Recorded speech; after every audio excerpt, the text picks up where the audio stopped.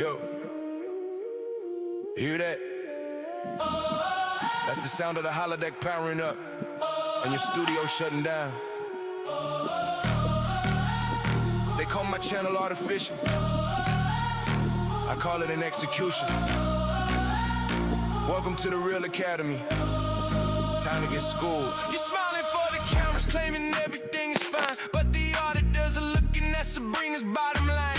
Your flagship show got bodied by a teenage fucking witch. Watch me take the captain's chair and watch me make you all my bitch. You spend $250 million to put children on the screen. Your villains are food pirates, that's the dumbest shit I've ever seen.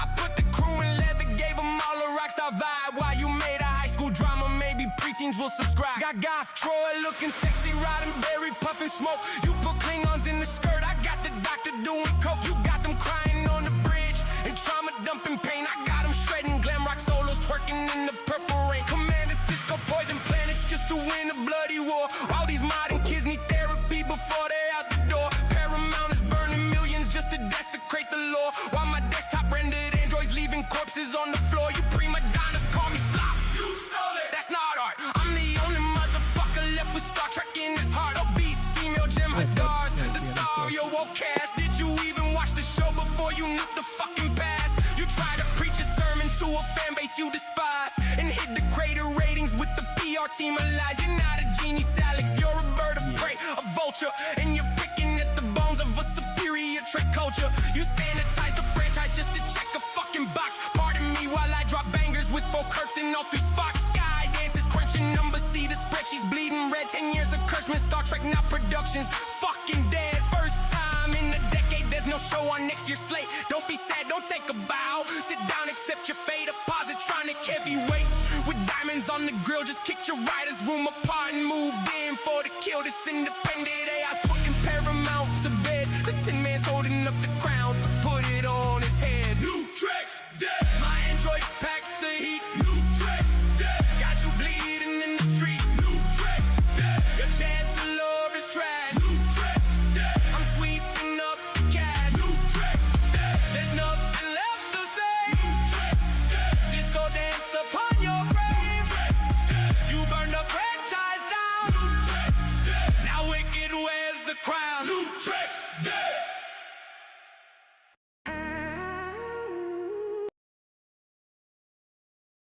Hello, hello, my green skins. And there we go. We are Space Geeks. We have with us one of the Bushwhackers. We have with us DJ Ronnie. Got here early for the first time in a while. Happy about that. We have ourselves a review of a book. We have ourselves some conversations. We have ourselves some rumors that are now going to be put to rest. And we have ourselves a brand new fucking game. Boys, a game that Bob will have to wait for 4 months, 2 weeks, and 7 days for that game to come out, unfortunately. Big sad.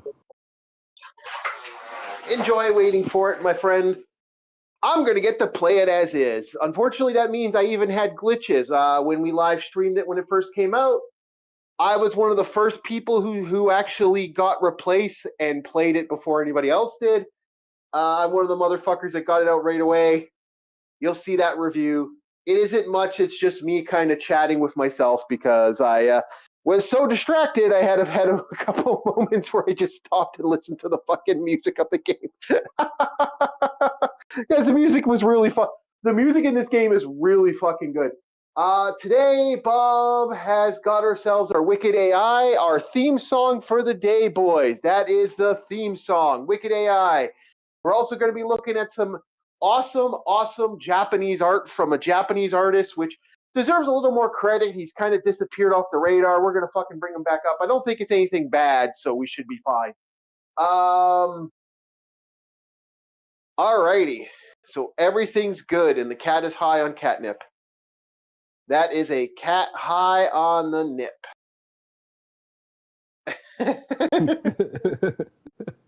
Licking the nose. She is high on the nip. High on the nip. Okay, boys. We are going to have some fun tonight.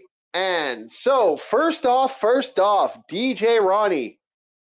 Yep. Were you here for the conversation that we had over the not the Star Trek thing, but the okay, that's the right image. I'm trying to get the second one. Were you here for the conversation about what happened with the oh, what was the name of it there? The whole rumor that William Shatner and a bunch of Star Trek alumni showed up at Paramount. Were you there for that conversation? And the Well, rumor? luckily, the thing you sent me the quote. It, it does relate to something I did hear a few weeks ago. I saw one of these videos, possibly Yeah, one of these AI generated videos, it was. and Yeah, and it was like this hoopla about like how William Shatner and a bunch of Trek people were invited in a meeting, and he was like, "This show is garbage," blah blah blah, and it like sounded like real good feel good propaganda, but like it turned it out to be was bull. real good, feel good propaganda. It really was. All right, now I got what Shatner's response was, but I'm gonna break down the fun that was this, and then we'll have Bob read the Shatner response. Okay, so let us see here. We got five. Oh, we got a couple people watching. Hello, everybody who's watching us today. We got a couple people watching us. Welcome, welcome. I hope you enjoy the food videos. Yeah, food. Again, when I created this, it was all about the LAN party. It was all about that fun that me and the buddies would have and stuff, and fucking getting food and shit and making the food and stuff. That was part of the Yeah, meanwhile, all we did was what are those little pizza things? They're like pierogies, but they're the pizza bites. pizza bites. Yep. Yeah, yeah. It was either that or hot pockets, and very rarely would we have those. It was almost like How about this? Okay. Do you know what we did back in the day, boys? You know what we as I did? was saying. Yeah. What were those pizza things that were like half of Pizza a pocket. sub bread? They're like half an Italian bread upside down, and then you have all your cheese and sauce on it, and you just put it in like a small oven. What are those called? Garlic bread pizza. A garlic bread pizza? Okay. That's what those are. Yeah. So what we used to do at LAN parties, like we weren't you didn't just show up at a LAN party, man. We fucking each time everyone had a menu that they had to provide. So like I would show up with a bunch of bags of soup because that's me. I always brought a 2 liters. I always bought the 2 liters of pot because, I was a kid and they're like 99 cents per bottle. I have a funny story where I remember, okay, I went to a store to pick up some extra ingredients for a LAN party. And there was this one little girl, she's like maybe 12 or 13, and she bought 26 2 liters of soda. And she grabbed them, and like she's going for it. Like she had herself, she's in a she was it was her and another girl, and they're both in bathing suits, so I'm assuming there must have been a pool nearby. And they bought an insane amount of soda, and they basically wrapped them up in both their arms and left because soda was 195 or 125 or something like that. It was it was one of those cheap soda days that they did sometimes, and they bought like 26 bottles. So that's 2 liters. So that 2 liters times 240, 50, 52 bottles of soda. Jeez. Now, they're 2 liters? 52 Yes. 2 liters? Yes. I'm trying to do the physical rendition of this. All right. Well, no, it would small be bodies. It's wrapped in their arms. You can probably fit like maybe 5 bottles per. How the fuck did they transport that? They transported it via wagon. Okay, that makes sense. Yeah, like a Red Rider wagon or something. Yeah. And it was like there's just 2 kids in bikinis. And I'm looking at them like, what the fuck? Like I stopped because I was like, they just literally kept walking and grabbing more soda, grabbing more soda, grabbing more soda, grabbing more soda. I'm like, I saw 26 bottles there, and I just kept seeing the guy bag them up, and the girls would take 2 bottles. Wait, now it's 26 bottles? Yes, 26 bottles, 2 liters. I thought you said 53 bottles. No, 26 bottles, 2 liters. That is 56 liters because it's 2 liters. Oh, Chief, don't do that. Don't. Okay. They're 2-liter bottles. 26 2-liter bottles. We don't need the extra calculation on the rest of the bullshit. 26 bottles. I'm just saying that's enough soda that if you went swimming in it, you'd die of diabetes by the time you made it across the shore. Hey, maybe they were making a pool for you. Maybe. No, probably not. Welcome to the Diabetes River.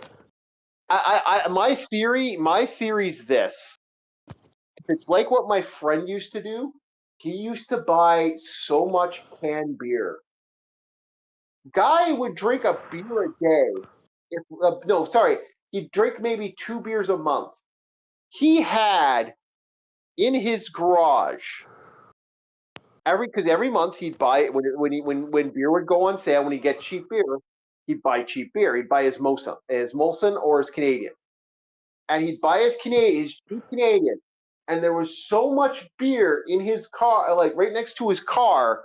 You think he was a rolling alcoholic. He'd have maybe a beer for if he did a barbecue, he'd have a beer, and then sometimes late at night he'd have a beer. That's it. But he had so much alcohol. It was like a stupid amount of alcohol. And I remember asking him, why do you have so much beer in here? Like, dude, you bought that thing of Heineken's last year. You've only drinking 4 out of the 12 Heineken you bought. At least the man's pacing himself. I'll give him that. I asked him like outright. He said, "Well, you never know, and sometimes beer could be used in other stuff because you'd use it for beer battered food. He'd use it for, anything that you need it for. Like he also used beer as a way to, he would purify and use the alcohol. No, he'd purify it. No. When you say beer battered, I remember when I was a kid, and I was like, "Oh, can I get the beer battered cod?" And like in the back of my mind, because I'm a kid, I was like, "Oh wait, what if I can't have it? What if it's alcoholic? Only adults are supposed to drink alcohol."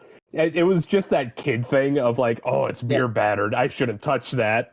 He also used it in his compost. Apparently, he would pour a beer into his compost, and it worked really well. Works. Yeah, that works. Does. Okay. This is something he explained to me. It's fermented. It's already fermented, so it acts as like lighter fluid on a fire.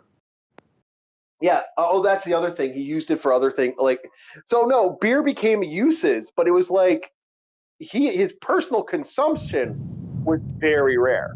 He'd use it for marinate. Like he would make. I'll say with a compost bin, don't dump like a fucking keg into the compost bin. A can or 2 will be fine. If you overdo it, it's just going to be what's the word? Uninhabitable. Yeah, he'd use 2. He'd use 2 cans. Every year when he set up his compost for his gardening, he'd use 2 cans. He also would use beer. Yep. Fermented liquid will help increase the compost. Yeah, he'd shake them and let them flatten. Yep, that's how you do it. Because the only thing that'll fuck with it is the carbonization. Yeah, and then he used them for mushrooms as well. He grew his mushrooms. He would poke the cat. Like portobellos or truffles. Well, actually, truffles. Yeah. He put. I don't know. Like I said, he had multiple uses, but the fucker barely drank alcohol. But he had case upon case. It was one of the more fucking wild things that I've ever seen a human being do. Anyway, it was kind of weird because it was like my chemist brain is going, and I was like, "Yeah, that'll work." The only thing you got to worry about is the carbonization. It's fermented liquid. Yeah, he would do that all the time. Like that was his infamous tricks. He had lots of ways. He fucking. This man was probably knowing the thing is like, was it like a bunch of cheap beers? No, he used Heineken mostly. He was a Heineken guy. Ugh, Heineken. Yeah, I hate the taste of that. Sorry, when I used to drink, I was more of a Guinness person. I remember this one guy who loved Heineken. I gave him an IPA. He took one sip and he's like, "Oh!" And I'm like, "Okay." For me, Heineken's just like too flimsy, I guess you could say. When I used to drink, Heineken, Molson Canadian. What was the other one he used a lot of? Didn't you say Bacardi? Like he bought a Bacardi bottle? No, he never bought Bacardi. He'd buy Heineken, Molson Canadian. Molson and then Canadian. Because there's Canadian and then there's Molson. And then he would buy those. He wouldn't. Is it Mosun or Mosin? Molson. Mole Son. son. Like mullet. Molson. Yeah, Okay. Molson. The reason I ask is like, oh, is that like a Russian beer or something? No, it's Because Mosin. No, it's Canadian. And then Guinness was his rare treat. You'd have a case of Guinness. Guinness is absolutely a Call treat. interrupted my Bluetooth. Yeah. Guinness you can't beat that heavy darkness that is a Guinness.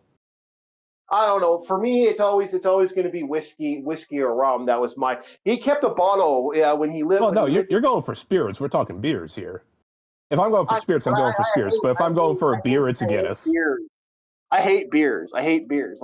Like if I'm drinking a beer, I'm drinking a beer to get drunk. Like that's kind of how I look at it. Like I'm drinking a beer to get out, like get that. Shit, drink an IPA. You'll get there. It's 9.5. Tastes like pure ass, but just drink it.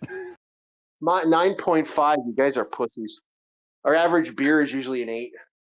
Yeah, that's the sad part. That's the sad part. Everything that's in.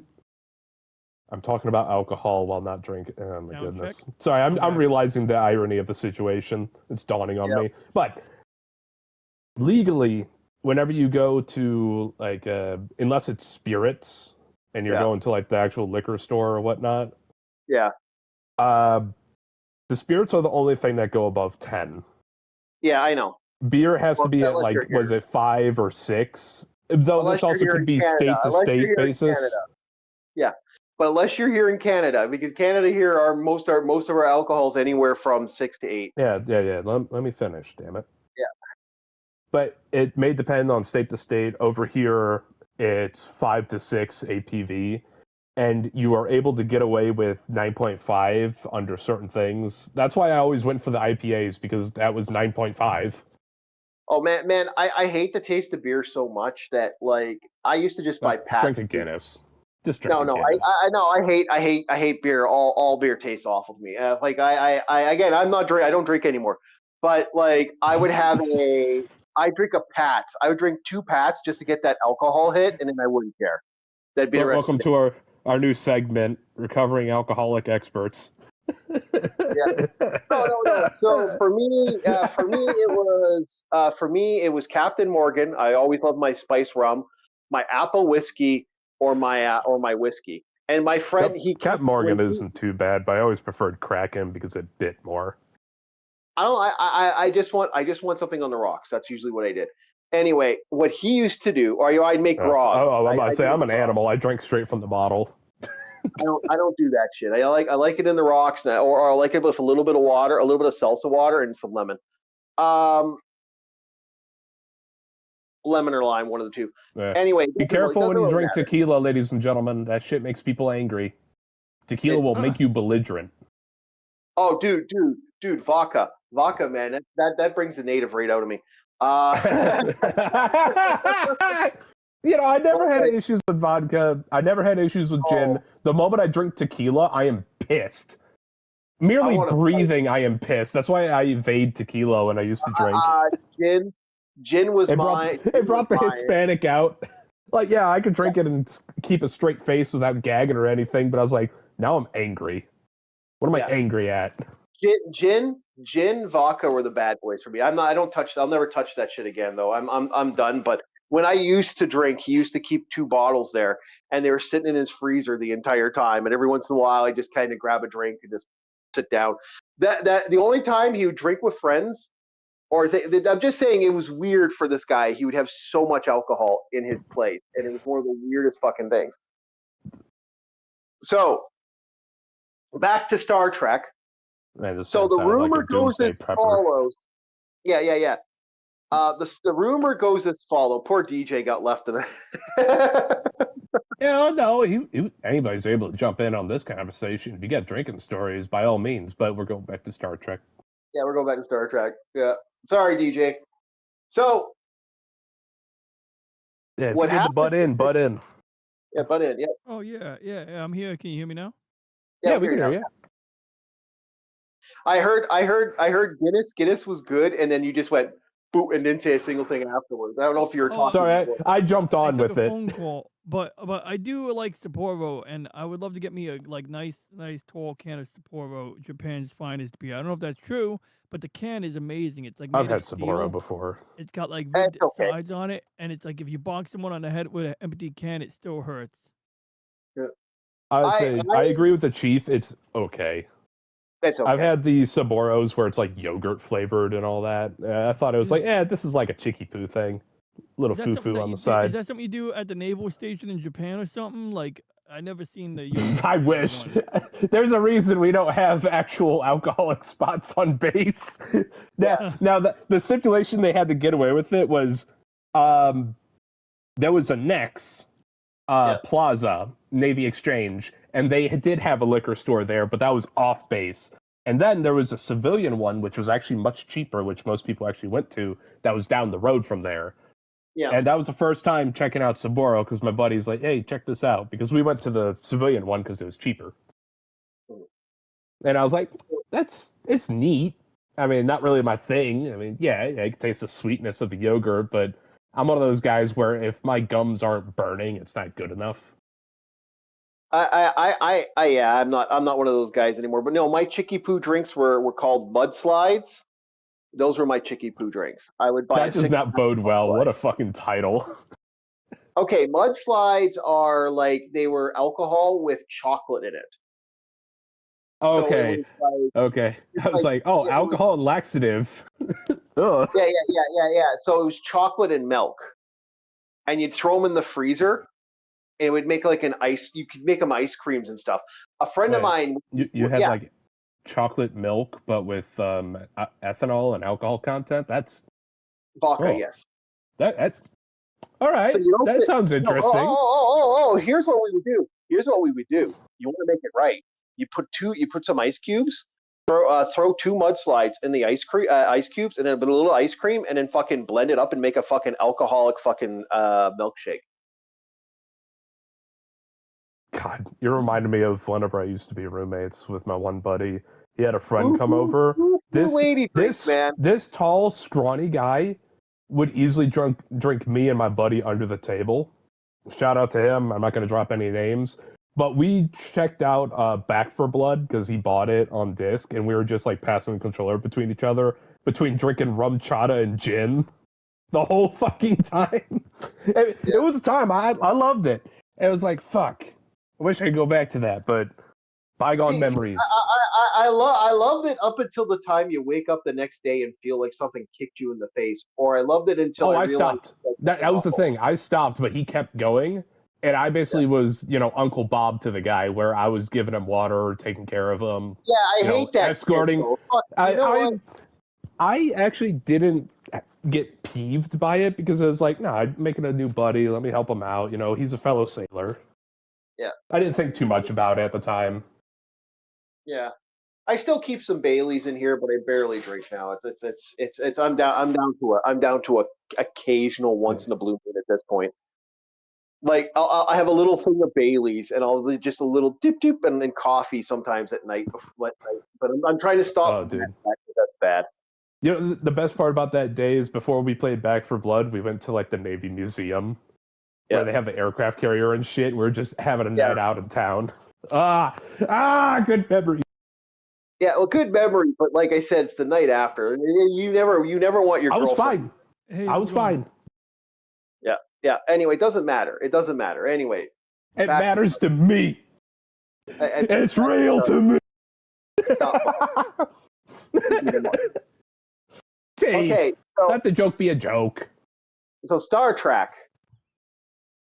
Now the rumor is that William Shatner, the guy who played Chekhov and the guy who played Sulu, and apparently Avery Brooks, Diana Troy, and a couple other legacy Star Trek guys all showed up at the office, demanded to see the head of Paramount, threatened to see the head of Paramount, then walked into the head of Paramount and then told this big rumor, like the story goes, they were saying, and then as the conversation apparently went, like someone was like, well, we're doing stuff for gay rights, and then what's his face, Mr. Sulu's like, I can't remember the guy's name. What is Mr. George Sulu? Takei. George Takei. Why can I can remember, and if I remember, if you know what, the second you said that, if someone would have said the guy from Command and Conquer, I would have gotten it right away. That's how fucking sad it is. He I was know one of the more about live Command action and Conquer. actors in Command and Conquer. Yes, he was the Japanese guy in Command and Conquer. No shot. Red Alert. Yes, that was George Takei. Wow. Wow. Okay.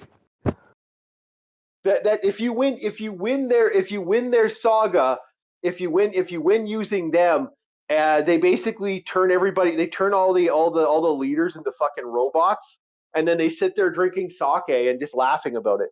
I think him and another guy. I think isn't that how that ends? Oh, so like Kane gets replaced by a Terminator or something? Kane's not part of the Red Alert franchise after a certain point. They get rid of him. But you get what I mean, though. Yeah, Where it's yeah, like the Russian guy, the American guy, all the other nations. Yeah, everyone. If I remember the ending correctly, I might be mistaken. I haven't played Red Alert because there hasn't been a way to play Red Alert. They turned all the leaders of the world into TI-82s. Oh no! They turned them all into robots, and they were they're laughing in the background because they took over. The Japanese, the Asian front. It was like an Asian front. Like the Japanese took over China too, if I remember correctly. Dude, I won't lie. I really liked their pseudo samurai armor for some of their units, and the one guy with like the power sword katana. I was like, okay, you know what? That's kind of cool. Yeah, it's kind of cool. Yeah. Command and Conquer is fun. But anyway, George Takei, Michael Dudikoff, William Shatner. Rumor was Avery. I heard Avery Brooks being mentioned once, which I don't believe Avery Brooks has had anything to do with Star Trek except for he still goes to conventions. The person who played Diana Troy, and I heard a couple other names get thrown in. They walked in, had a shitstorm. They started talking about, well, we're doing this stuff for the woke stuff. And George Takei's like, you're not doing anything according to the AI rumor mill. We're not you didn't do anything important. We didn't, we're the ones that were doing stuff when it was actually dangerous and risky. You weren't doing anything. You haven't done anything important. Like, and then the ending was like, apparently he threw the book at him. Yeah. They threw the book at him, and then at the end, William Shatner walked away, and he turned and said, "If you don't stop this woke shit, we're gonna go live, and we're gonna tell everybody how we really feel about Star Trek now." And I'm like,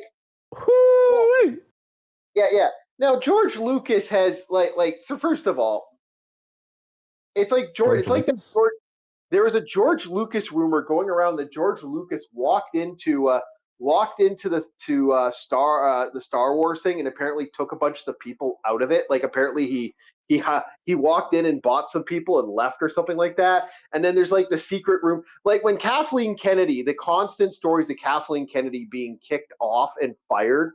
It's like that shit. That shit was happening every 2 months. Remember that? Dude, Remember that I could shit? still hear the cackle. Like, yeah. So he had this rumor exploded.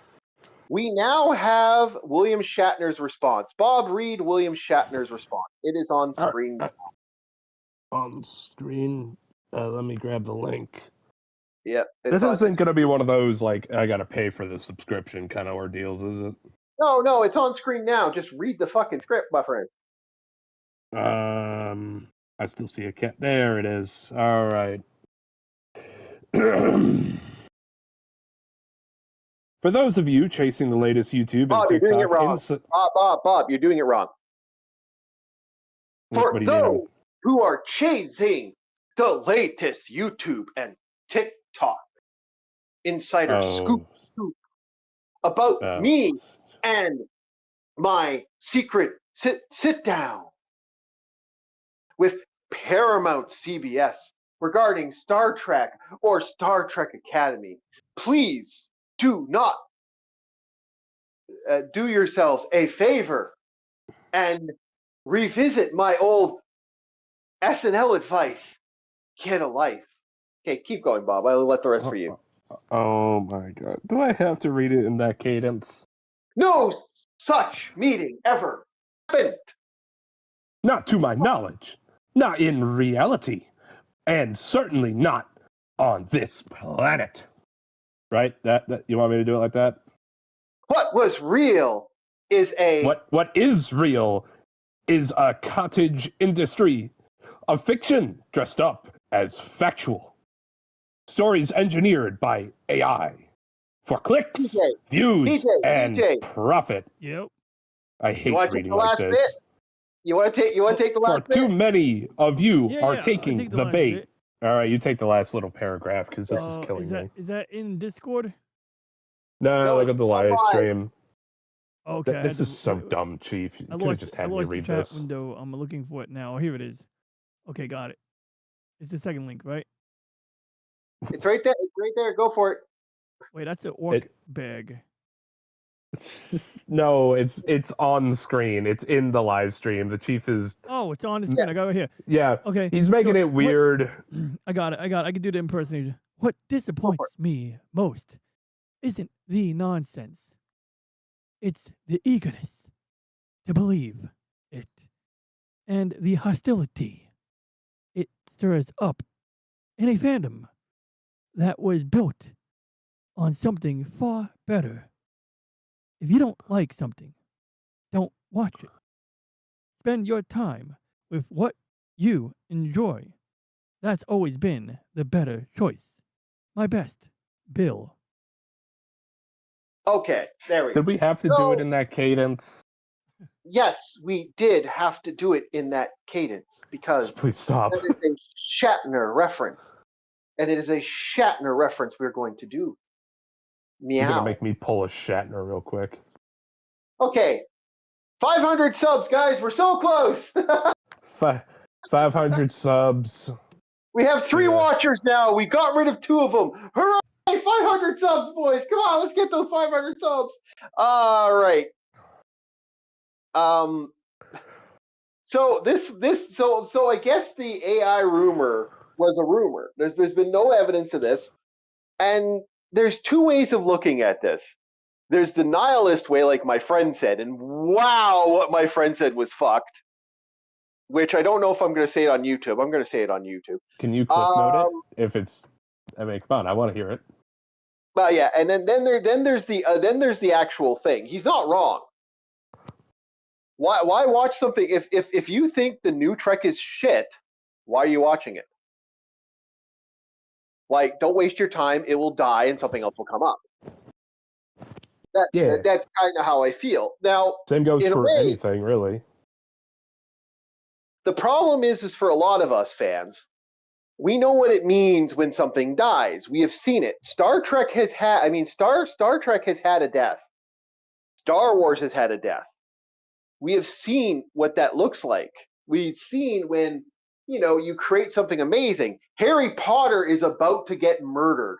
Took back and shot on the woke diversity platter. I mean, Yeah. Jesus fuck. Apparently, Tom Riddle's a chick. D&D's getting mutilated. Same with 40K. Yeah, D&D is so getting mutilated to the point that the only thing people are watching now is the controversy, not the game. There was a time when I could legitimately put a live stream of us playing Dungeons and Dragons, and that would fucking get viewership. That would actually get viewership.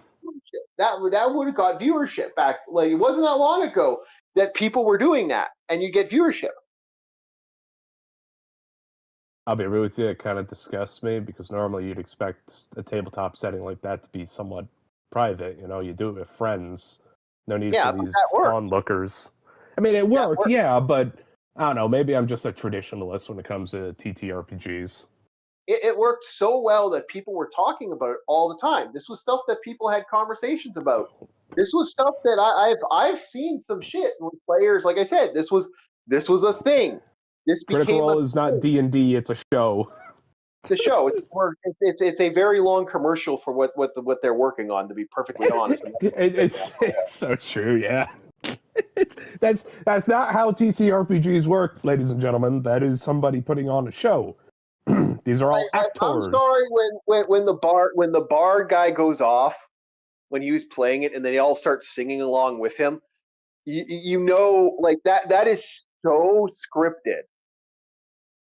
I was like, that's fake. That's as fake as that cat's. My condolences to you, sir, because I've never bothered watching one of those. I've seen snippets here and there, and I'm just like, gross. Gross. I've watched it. I've watched a little bit of it because I had a friend who was watching it, and it's just how it is. Now, the Ugh. nihilist approach is, why would William Shatner give a fuck? Why would William Shatner or any of these guys care? They make money, and if New Trek dies, all it does is people will watch the old Trek. So why would he care? It's actually beneficial for this woke shit to exist, even though it will eventually kill old Trek. Like it will out of osmosis end up killing old Trek. Good example of this is look at what's happened to a lot of stuff out there that's died. Like I mean, the Yoda baby is not winning from what I've heard. From what I'm hearing, Ugh, Grogu is dude. failing. Dude. Yeah, It's like BB-8. We had the was it the Empire version of BB-8 unit, and then we have Baby Yoda. It's like these motherfuckers are trying to make marketable plushies. Come on now. that's all it is. Yeah, I see what you're doing. This doesn't add to the plot. You're just trying to sell shit. yeah. Like I said, like I said, the joke. You know what I said. You know what a friend of mine said. There's a reason why women buy lightsabers. This is another quote from this guy. I have a friend of mine who hates everything new. Everything new pisses him off. There's never been anything good. Go fuck yourselves. He literally feels that way. Anything that hits 2000, he says, anything that hits 2000s sucks dick and will always suck dick because we got to a point where the innovative people in Hollywood became the corrupt people in Hollywood. That's how he looks at it. And a good example of this was I'm in agreement. Yeah, I see the division. Yeah, and a great example of this was Nickelodeon Kids. When they started doing live action Nickelodeon, that's when he realized, oh no, this is just pure corruption. Like iCarly, Josh and Cody, Drake and Josh.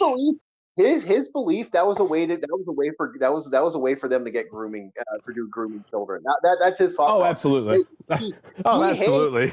He hates this shit. Like you do not hates this shit. Like I have never heard a man talk worse shit.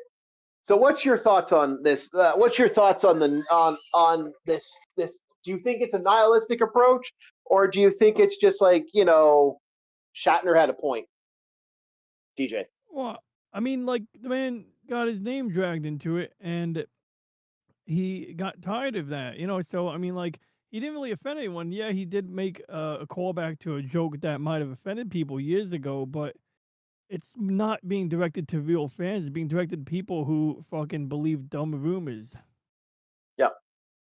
Well, like So I said, that's why on this the is channel. reasonable. That's why on the channel we legitimately said this was a rumor. We are taking it with a huge grain of salt. There is no evidence of this. That was my response. Yeah, Which I think is only fair. I think that's actually a fair way of looking at it, right, boys? absolutely. That's kind of how I looked at it, and that's how I thought. Like, I don't know what else to say there. Like, that's kind of how I looked at this. That's how a lot of us looked at it like this. We were like, yeah, we don't think it's real. We're not 100% sure if this is real, and we are not going to take it with anything else but salt. And that's kind of how I looked at it.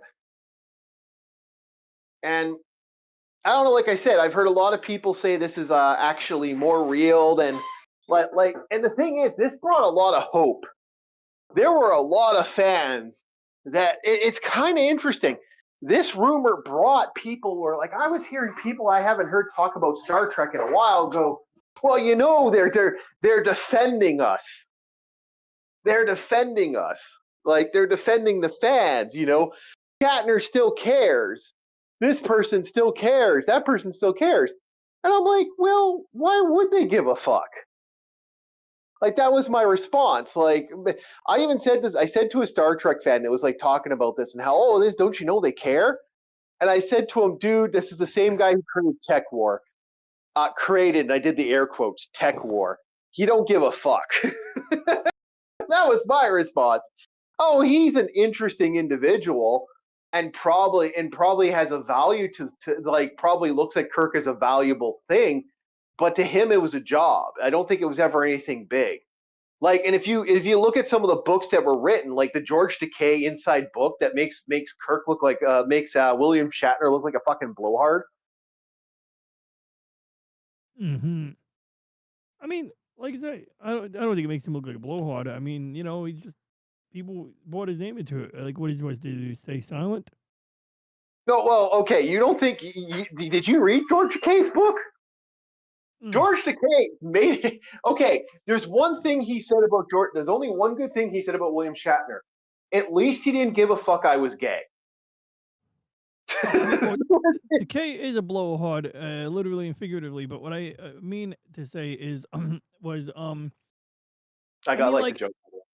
it's like it's like this is how the business works, and yeah, it sounds underhanded, but this is what managers do. You hire a manager to freaking put your best foot forward, and he apparently got the deal where for what he's getting paid and for the spot, and it sucks. Yeah, it sucks to be like told, oh, we're gonna take this scene out because Kirk's Oh yeah, he agent got came. runaround. Yeah, he got a fucking runaround from what everything I have heard. George Takei got runaround. He should have hired. That was yeah. Well, because he was supposed. There was supposed to be a series where he was fucking piloting a ship. Like there was at one time a story about George Takei being a flying around doing something, and that all just disappeared one day. And he was pissed, from what I've heard. Like he was supposed to have his own series, and apparently that got stopped. And he's chosen not to forgive or get over it for 30, 40, 50 years now. But in fairness, I can empathize. Yep. Like there's stories about like, and again, I don't think he got as fucked as Michael Dudikoff or the guy who played Sulu. The guy who played Sulu got fucked. Like that was a Shakespeare. If I remember correctly, the guy who played Sulu was a Shakespearean actor, had real thing, and by the time everything was all said and done, he had no fucking career after. Like he got fucked Mm-hmm. out of it. I think the guy who played Scotty got really fucked. If you hear his career, he's very similar to.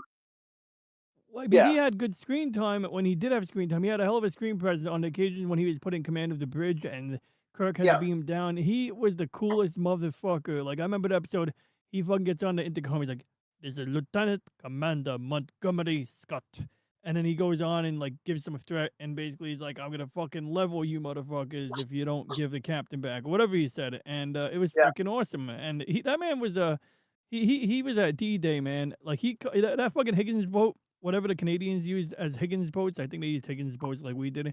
That door opened up and immediately like shot off like 2 or 3 of his fucking fingers.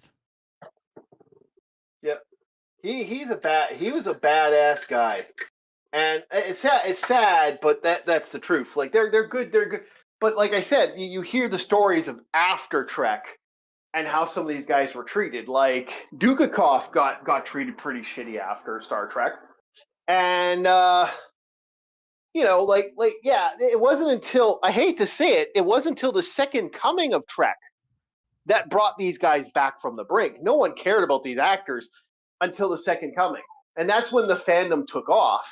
Like, for me, this is why I always talk about the fandom of Star Trek. And I say to a lot of people,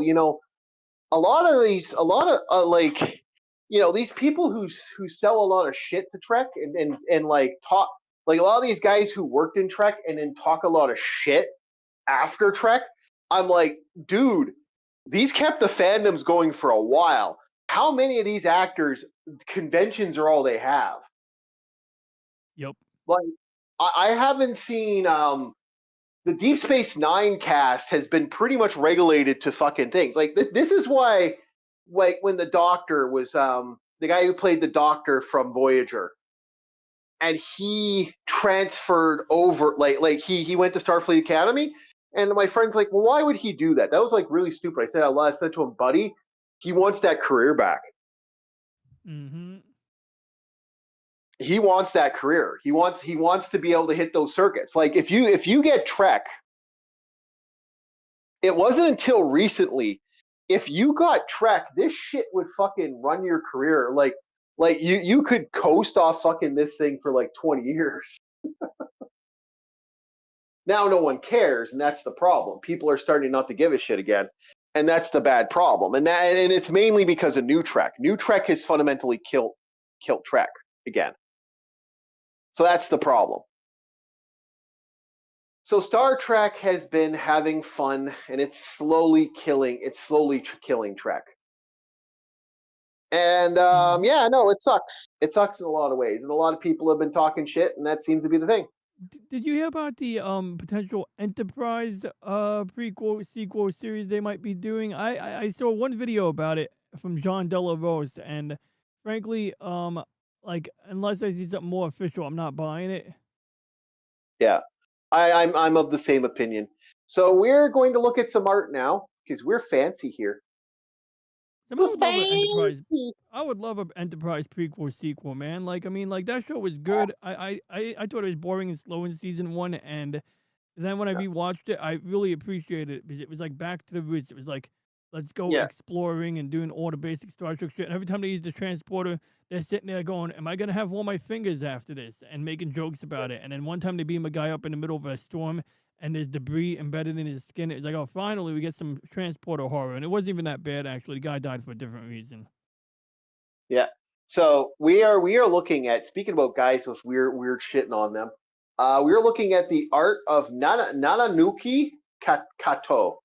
And Nananuki Kato is an interesting artist for those that don't know. This is a man who is quite prolific in cyberpunk and body horror shit. So if you guys catch the live stream, we should be kicking up. So we have one of his art books here. This is a man who did a lot of cool, interesting art. And some of the stuff was video game art. This guy actually did a lot of video game art here and there. But look at this guy's cyber art. Like, holy shit. Like, look at this thing. Look how creepy this one is. We're just coming up to right now on this will be image 2. The first image is the girl. Yeah, look at how creepy this is.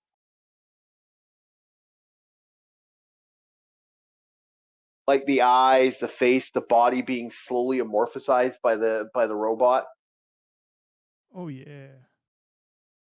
Yeah, this guy does some weird cyber art. This one is wild. Like, holy fuck.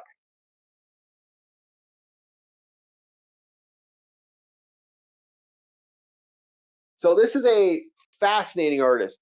He's not getting so much love, and I'm an avid believer of I'm an avid believer of showing people art, like art from different things.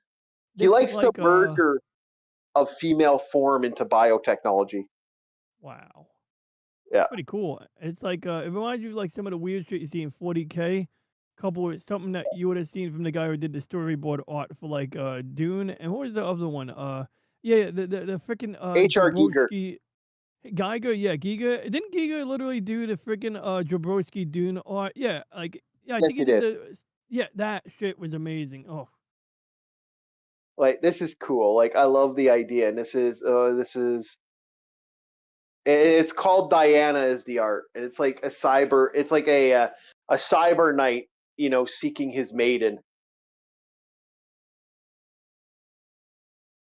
Kind of a merger of everything. Now, this is a famous image. This actual image was used for a Nintendo box. Wow. Yeah, but look how wild this looks. Like the brushstrokes and shit. Oh yeah, this guy is epic sauce in a lot of ways. I couldn't get all his art, unfortunately, because just some stuff just was able to get, some stuff I wasn't. I'm surprised Bob hasn't said anything. I figured this would be art he'd like. Your thoughts on it, Bob?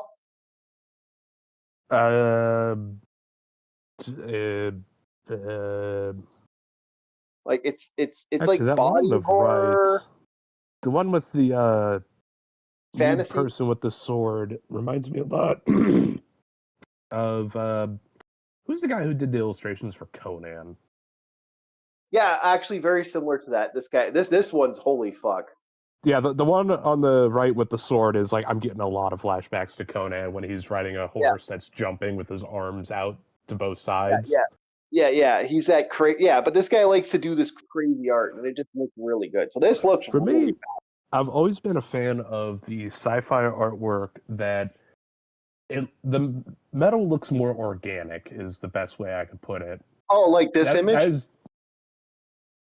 not quite like that image, no. I'm not talking like bioorganism. I am talking the way the metal is welded and rounded, it makes it look more organic, but you can tell it's a machine. You get what I'm saying? Like you could paint it like in this. any color, any coat of paint. It's not fucking chromed out of the wazoo. It's I think the best example that I could just throw at you is the Grenier from Right here. Warframe. Right here. This one is like. Did you change the image? Because I'm waiting for the live stream to update. There should be an image of a giant monster face and a woman coming out of the monster face, trying to being transformed into like this. That weird was the image thing. that I told you was the wrong one. Oh, Not at all. Not You all. are trying to make like not the Decepticons. What is it? The dinosaur things, Insecticons, Dinobot. and all that stuff. Dinobot. You're trying. Yeah. It's like I'm not talking Dinobots. I'm not talking a machine that's made to look like an animal or act like one. I'm saying it's rounded in the same way that a crustacean is, purely from a structural standpoint. It's obvious it's a fucking machine, but there's still that slight little hint of organic thrown in there. Like you can this? almost think of it akin to how tank design is. You know, sometimes they're rounded. Prime example, the Russian IS-6. The way the turret is, it's rounded, but if you look at the front end, there's some round features, but it comes at a point. Mm. If you look up any of the Grenier artwork from Warframe, they kind of have the same rounded, heavy, spot weld, rounded look to them. Yeah. I've always been a fan of that type of sci-fi. Okay. Remember, it's not organic, it's still a machine. It just has little sprinkling aspects of something that makes it look organic. Okay. Like, I don't know, like this here, like Cyber Girl with her. Close but no cigar.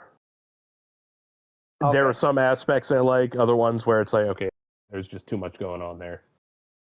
All right. So we have the review of Who Censored Roger Rabbit. Yeah, but I was going to say, it's like no disrespect to the artist himself. That is fantastic work. A lot of detail. Not a lot of artists do a fuck ton of detail.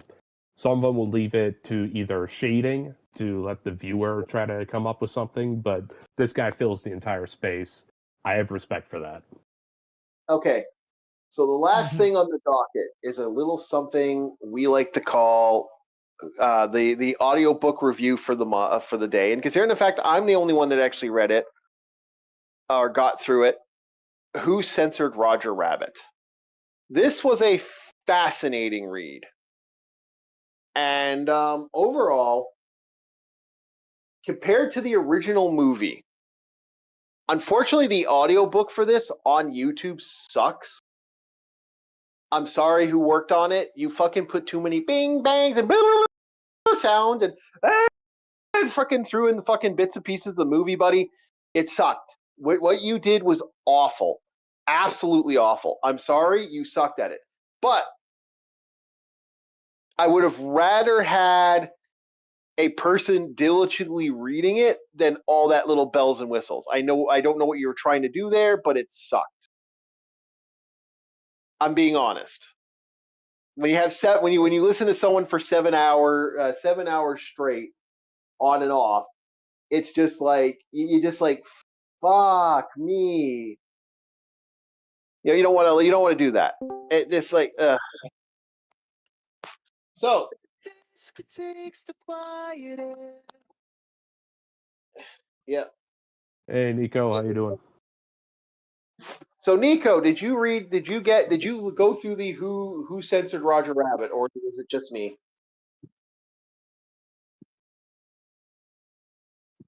Nico? Yeah, I went through it. Okay, good. We have two people that actually read it. So not only did you fail, Bob, you failed worse. And Nico does stuff with his time. To be fair, I do a lot of stuff. Mhm. Yep. -5. 2 points to Gryffindor. No points to Ravenclaw. Ew, a Harry Potter reference? Gross. Yes, that's how much. That's how much. That is kind of sad. So that it would I know. Of Harry all the Potter. references he could have made, God, should I revoke your nerd card? Fucking Harry Potter, really? No, I just got reinforced. And named mayor for doing that. Oh no. Reinforced and named mayor? Yes, of Nerd Town. But why? Why that? There's so many good shows that you could have referenced. So many. Yeah, We have a movie. I'm We kind of still same have a thing. great. We still have a great until the Harry Potter until the DI Potter comes out. We still have a good. We still have good movies. Okay. To be fair, Harry Potter was always DEI. The only difference now is they're being more so upfront about it. Well, it's now DI means dead. What was it? No, it's a D. It's DEA, I believe. Dead on arrival. Or no, DOA. Dead on arrival. Mm-hmm. Start calling it that instead. Sorry. Anyway, back to the back to our little Harry Potter reference, and then back to Roger Rabbit. So, Nico, your thoughts on who censored Roger Rabbit? It's very, very interesting. It's a lot different than the actual movie that I watched a while back. Oh yeah. Oh, night and fucking day, right, Nico? Yeah. It's like they didn't freaking. Literally, they took it apart and said, "We gotta reassemble this in a way that we can get away with it on TV." Yeah, How do we make this? How do we make this so there isn't constant references to murder, pornography, and like sexual innuendos on a large portion? And yeah, no, this was really kind of interesting. The story is quick synopsis. Eddie Valiant is a detective. Apparently, there's more than one tale of Eddie Valiant in his Toon adventures. I haven't looked them up. I actually wouldn't mind seeing if there's any more, but yeah, I've heard there's like 2 others. Mm-hmm. Honestly, they probably would have a whole multiverse of them. There was going to be. I think there were 2 other books. I think there were 2 other. I'll look up and see because apparently there's 2 other books. But anyway, the story is Eddie Valiant is a detective. He gets a rabbit appears, and the rabbit wants to know why his wife left him and why he hasn't been given his contract. And he can't figure out why that happened. Like he was in love with Jessica Rabbit. Jessica Rabbit loved him and was like very, very like in love with him out of nowhere. She just a year later she left him. And then all of a sudden his career's now where he thought he was getting his own show, and then the career just failed. So here's what kind of happened. Roger goes to this agent and this detective, and the detective is like, okay, I'll take the case. Now he doesn't take it fully seriously until, unfortunately, bum bum bum, Roger Rabbit is found dead, and so is his boss. I think Dewey. DeWitt. I think it's the DeWitt brothers. I can't remember what the other. I know one name's Rocco DeWitt. I don't remember his his brother. His brother's name was what? Mr. Ahmed, where Ahmed? It wasn't an Acme reference. They weren't. They no. You're talking about. That's a movie that's come back out that they finally got back up and running. Yeah. Apparently, they're going to do another Who Framed Roger Rabbit in this. Oh no, that was Acme versus the Wile E. Coyote. No. There is a Who Framed Roger Rabbit movie apparently in the works. There's another movie coming out. Interesting. That has been sitting on a shelf for decades. So I highly doubt it's going to happen, but we'll see. Anyway, So is it going to be like the continuation, or is it going to be literally based off of the cartoon? there really wasn't. If you're talking about the Bonkers cartoon, that really wasn't any canon to anything. I thought it was literally canon to this because that's why it was. No, it's not. It's not. It's not. Unfortunately. Oh, Anyway, I was hoping. yeah, I know.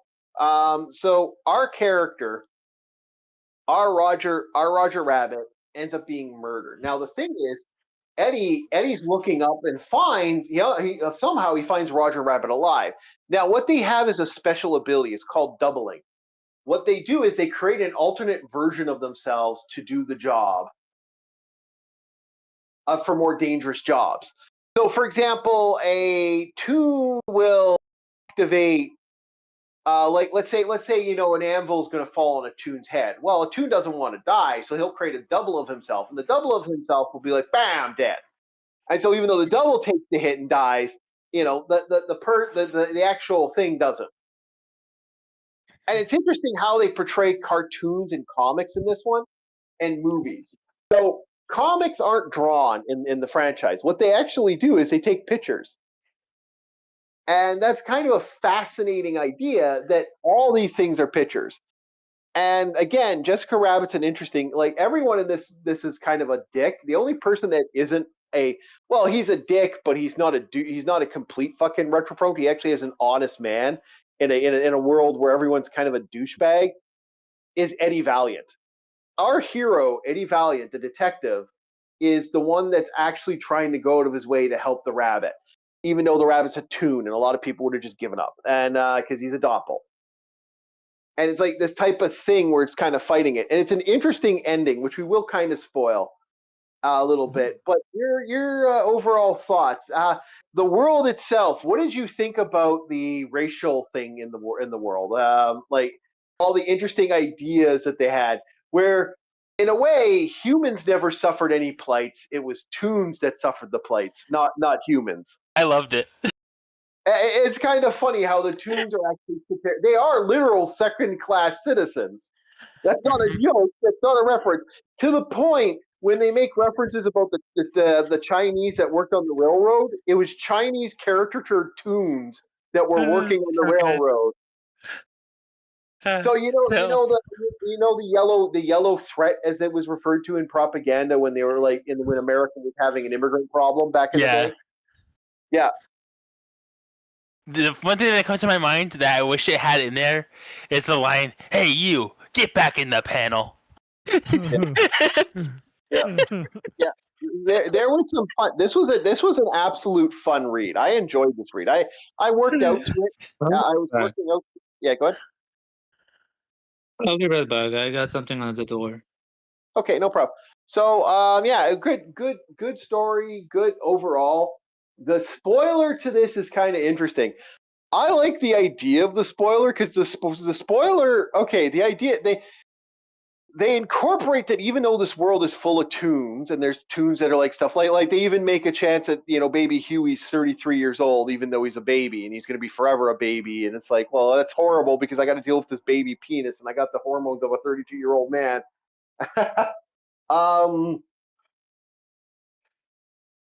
The idea of this, where they actually incorporate that the reason Roger all his wishes came true is he actually asked for it from a genie.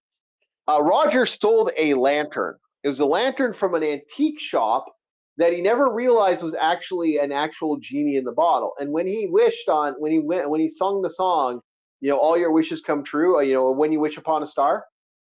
When he did that awoken the genie. And the genie and the genie had been fed up being a genie. So the genie had stolen a gun, a musket from fucking Blackbeard. Until the genie loaded the gun, and when he got woken up, he'd had enough of people bugging him, so he shot Roger Rabbit. So the genie came out of the bottle and said, "Fuck you, bang," and shot him. And that's literally what the genie did. So the genie killed Roger Rabbit.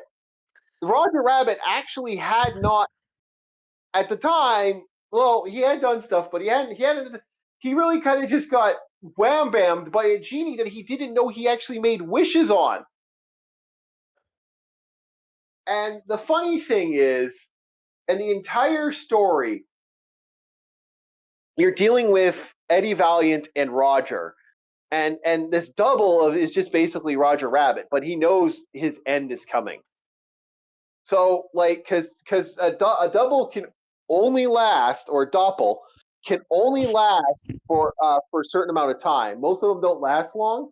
You have to concentrate on it. Well, Roger concentrated on that this lasted for 24, lasted for a little over 48 hours. It's like 49, I think, hours.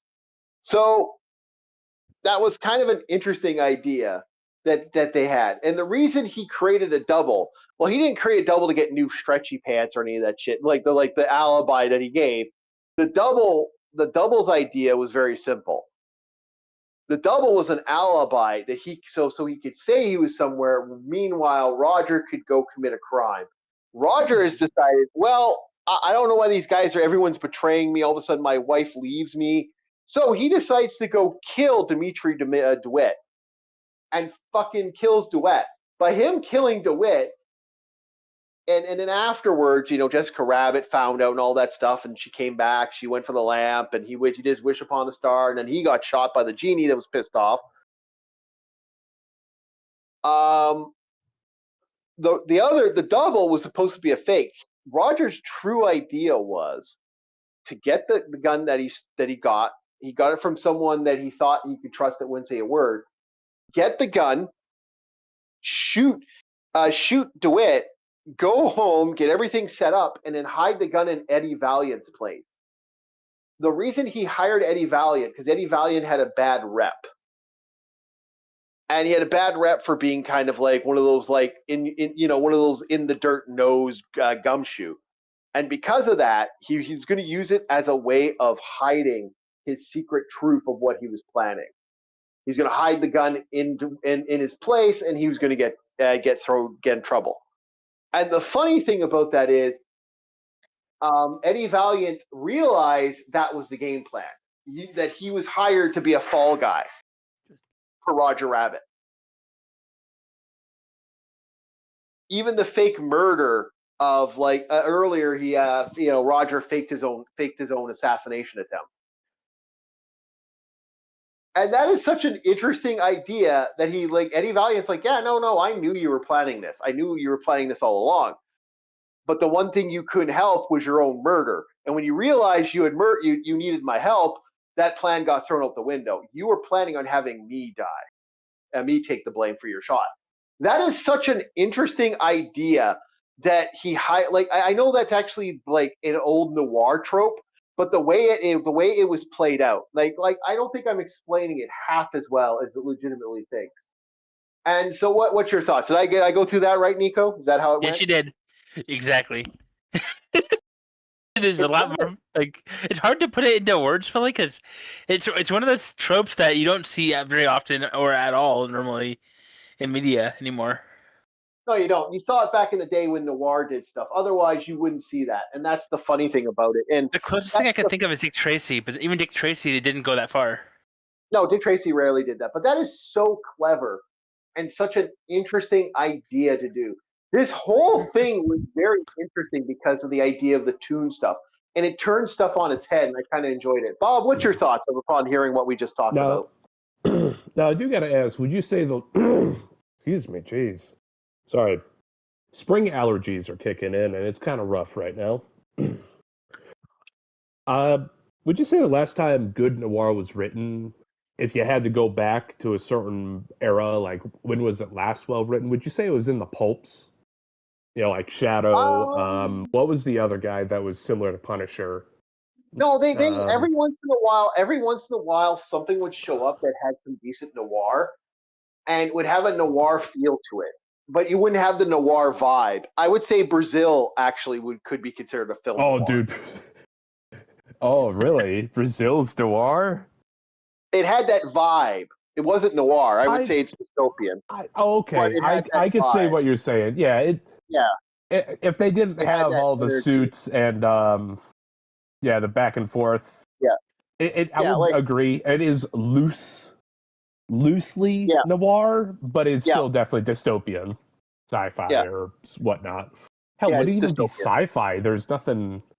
It's dystopian. Super advanced. It's just dystopia.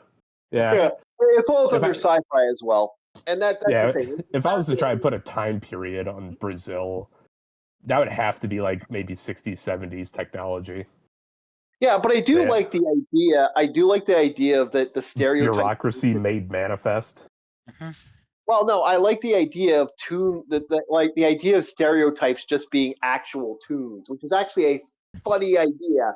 I've never seen that before. And I was like, well, wait a minute, that actually is kind of funny because legitimately there was no such thing as like when they talk about when they talk about people landing at Paramount, in Plymouth Rock, and they dealt with the early tunes. They're not talking about Native Americans. Native Americans exist, but they were tunes that were tuned in. So the stereotype of the dot and feather and the red skin and all that shit. Yeah. So like Injun Joe, right? Indian Joe. Yeah. So you'd have like the Cherokees over there, and then the Toon tribe over there, kind of thing. Yep. Yeah. Or better yet, it would be literally Looney Tunes, but every other like race is a Looney Tune instead of being the actual race. Yeah, and then they have characters that call them. They have I am scared to look at the African Toons. We don't need to go back to that era. Tune in for tomorrow when we go to more New Guardians, because I believe that's the Africa episode. Sort of that. Oh no! I think that Oh is. no!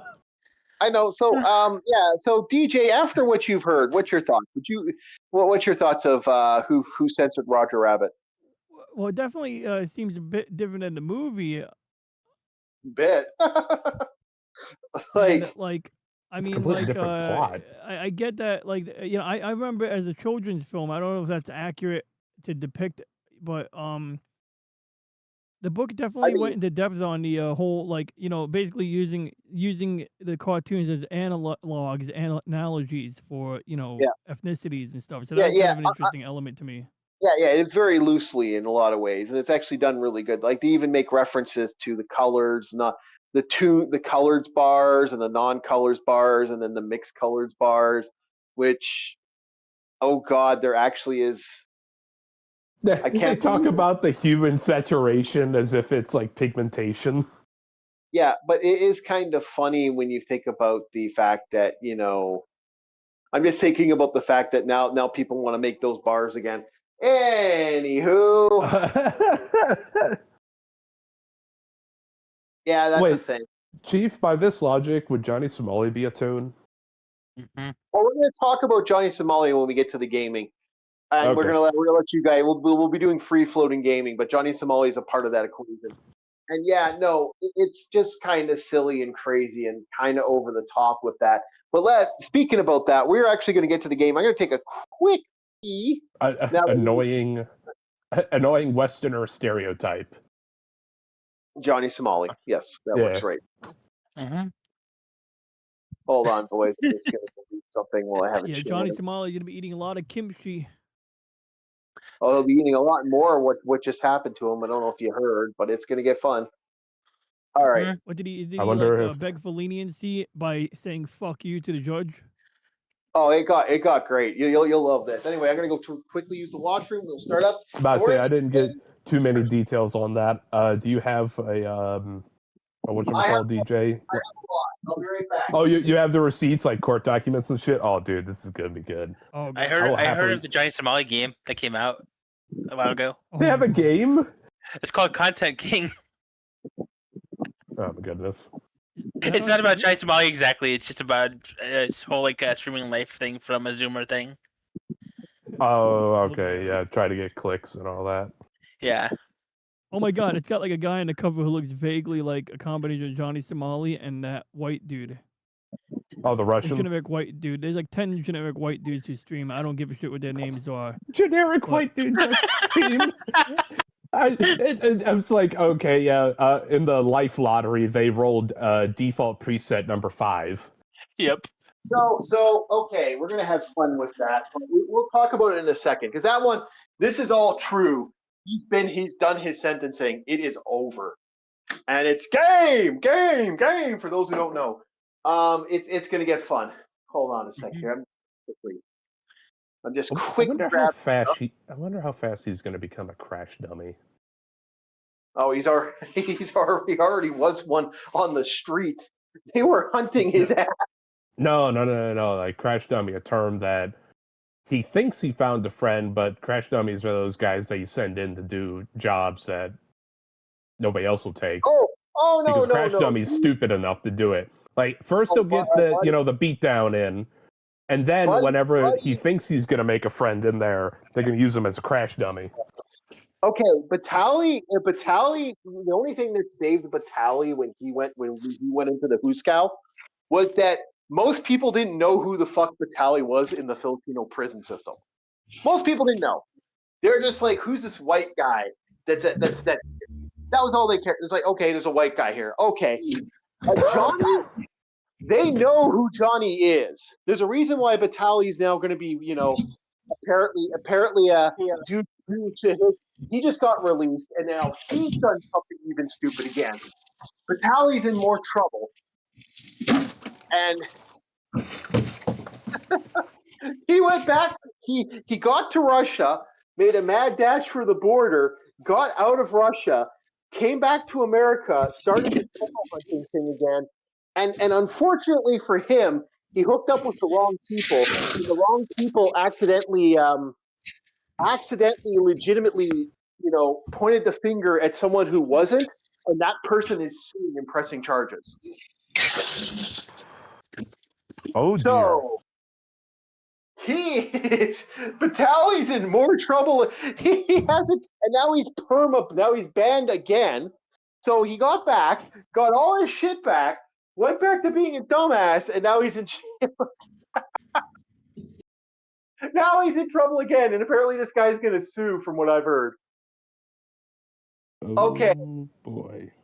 Okay, so boys, we'll let you guys talk about that for a bit, and then I will get to the Johnny Somali. But we are getting to the game now, boys. We are getting to replace. This game. Oh boy. This is what if Flashback had a pretty decent control scheme and actually had a way better story. Because Flashback has an intriguing story. This one has an amazing story. So let's get to Replaced. Okay. Hopefully it plays. Did it not? Okay, yeah, we're going. This is gonna suck. We're gonna suck. So your thoughts on Batali's trouble? Like, it sounds like he might have a lawsuit on his hands coming up.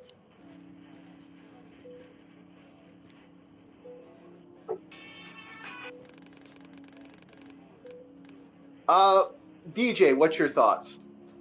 I mean, this Batali guy, who is he, Guinea? I mean, Italian? I'm Italian, I'm allowed to say that. But Batali is Russian, luckily. It's Batali, okay. not Batali. Oh, I got you. Well, I mean, I don't even know who he is. Never heard of him. Okay, you didn't hear about him? Okay, never mind then. Because, he went to Filipino prison? That shit sounds fucking rugged. Okay, what he did was he made himself a fucking problem in the Philippines, was going to spend 3 years in prison. They ended up just kicking his ass out, so he didn't get in trouble. He didn't get too defeated, but he did get hurt. Well, it definitely doesn't sound right to get arrested in the Philippines if you're American, but he's Russian, so maybe it's easier. Well, what was funny is they ended up sending him to Russia, and then he went back to America, and the second he went back to America, he turned all his internet stuff, went back to because at one time he was pedophile hunting, and that got into a situation where apparently someone got violent, and it's gotten a big fight, and that caused a big shitstorm. Okay, so those guys, like the hunters, I get respect what they do on one angle, but on the other angle, they are like the biggest lying sacks of shit. Like, I get it, like you got to go after the preds, they're bad people, but like, yeah. So I'm amused by them sometimes. Like, that one guy, Javon, he'll be like, I don't think you're a bad guy. And it's like he literally thinks the guy's a bad guy, but he's trying to get the guy comfortable so that the guy literally admits to him. He'll be like, look, just tell me the truth. I'm here to help you. And look, what you're doing isn't 100% wrong. I can see it your way. Yeah, I know what he's doing. It's a simple con tactic.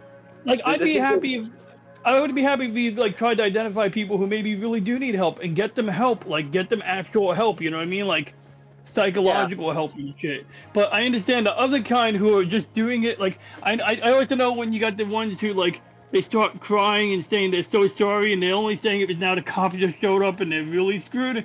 But sometimes you get a person who like actually like opens up to him, and like they look like someone who might actually be like, serviceable, so to speak. Someone who can be sat down with a drink and maybe like work through the issue. In particular, not doing it again would be key.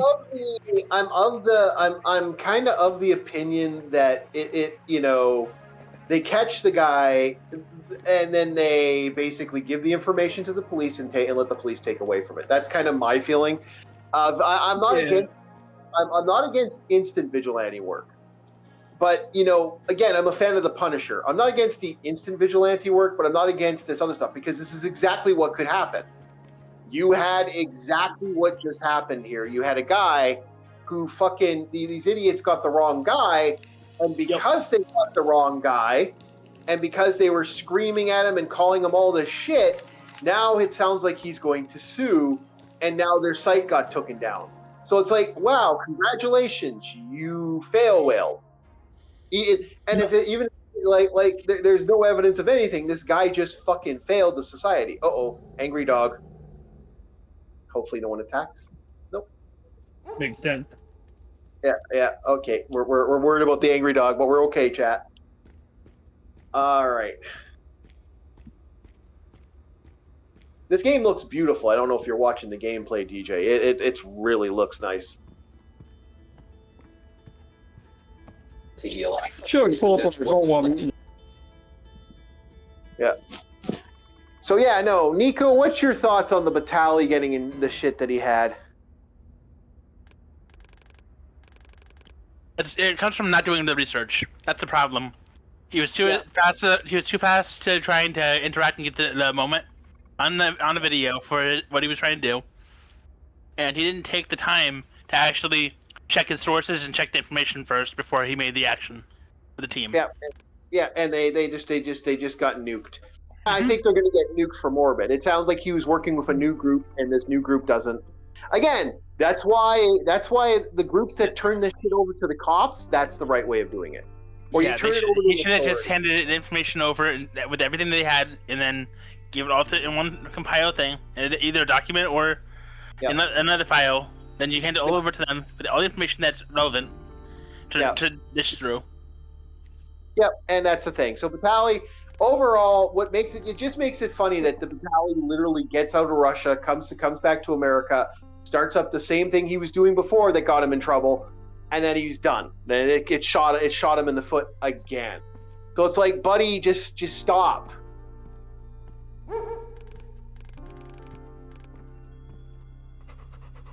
And that's the problem. Like this has ended the career of, like I said, I think it's over. Overall, like I said, goddamn, this is a beautiful pixel art game.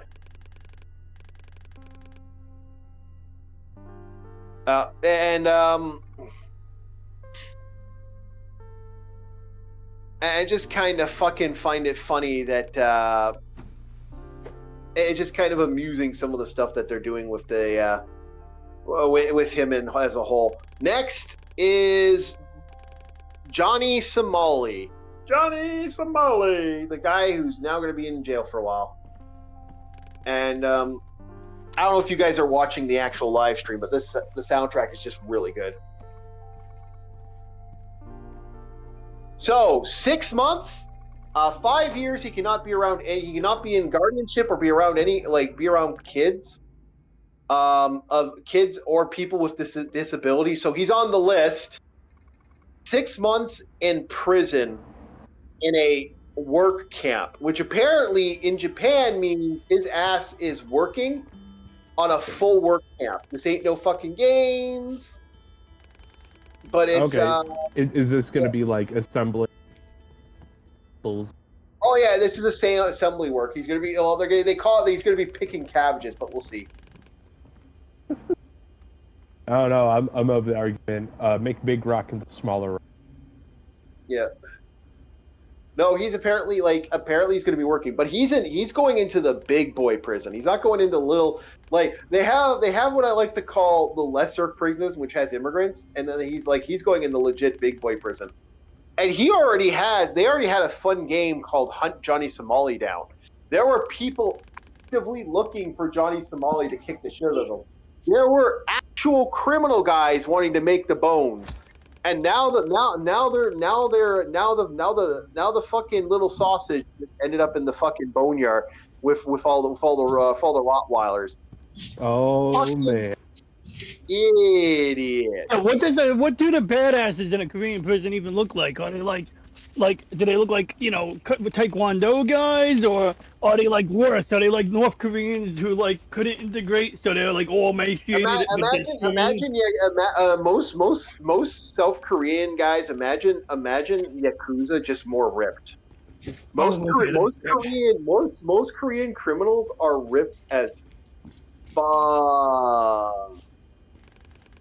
Yeah, Korea is pretty rough too. I mean, not rough, but it's Korea is not like easy living for everyone unless you live in a village and you have settled in nicely. But city life sucks there. Kind of sucks, It's beautiful in some ways. It's kind of like sucky in other ways. Yeah. Korea is one of those things. So Johnny I do not envy Johnny's position at all. No, I don't. Deserved. And what about Sure. Bong Bong? That girl Bong Bong was like, I think, able to forestall going to court and basically cause his trial to keep getting rescheduled. Yeah, no, it's bad for him. He's in a lot of trouble. We'll see how this goes. But Johnny Boy is done now, from what I've been hearing. We are about to see Johnny Somali take a fail whale, and I don't know how bad the fail whale is going to be. He is on his way to processing. He is out. They locked him up and they put him in the fucking paddy wagon and they sent him out. He is off to be fucking. He is going to be put in that prison. I don't know how tough he thinks he is when they get there and he has no fucking bed, because they'll take his fucking bed away from him. We'll see how nasty these guys want to put it. They'll probably use him for his commissary credit if they have. Oh, dude, they're gonna fucking his ass. His ass is gonna be fucking. Gonna get in some shit. I'm gonna be surprised if they don't drop a buffer machine from the second tier. Oh, by the way, I was talking to someone about Dystopian Future, and we're playing a game of Dystopia Future, just on a side tangent. And I had a question I wanted to ask the chat and ask everyone here. Do you think we're gonna see, if we were in that situation where we're in the weird cyberpunk shit? Do you think cars are going to be like this more, or do you think people are actually going to have more of a different looking, like they're going to have they're actually going to have like regular roadsters? Because what this guy's created is he created a car with railway stuff so that he can ride the car on the tracks. Because my theory is that if we're in a dystopian setting, I don't see. Rubber has better uses than being used as wheels, and I think there's going to be more people wanting to do what this guy did, where he put everything on the track. It depends on what's the what do you call it? The resource. What is the lacking resource to cause certain to be the way they are? Like, is it going to be oil? Is it going to be that we take for granted? But in this world, it's rubber. Well, it's not rubber just per se. It's just resources itself. Anybody who's outside the walls of this world is stuck in a utopia and like a dystopian setting. There is nothing else outside there. But railway systems would legitimately be a thing, and people would ride the rails. And I hate to say it, you can convert a car quicker by doing this, like actually creating something to run in the railway system. That's a bag of its own issues. I hope you have a common system the same way ships have. Yeah. What if you're gonna need like a railroad turn, like a railroad signal machine? How do you get off the tracks if there's a faster car behind? Oh, here's the part that you guys are also missing. You're already going through areas that are already tracked, so you're basically on a literal linear path, and it can be at any point shot from any side while you're literally following that trail on that track. Yeah, you are right, but they vehicles would be. I'm thinking more of colliding with another. There's that too. Like, okay, Go one way, you're then going get one to the other. direction. This other vehicle is coming from the direction you're going in, and you can't see each other right now. How would you know each other is there before that hill?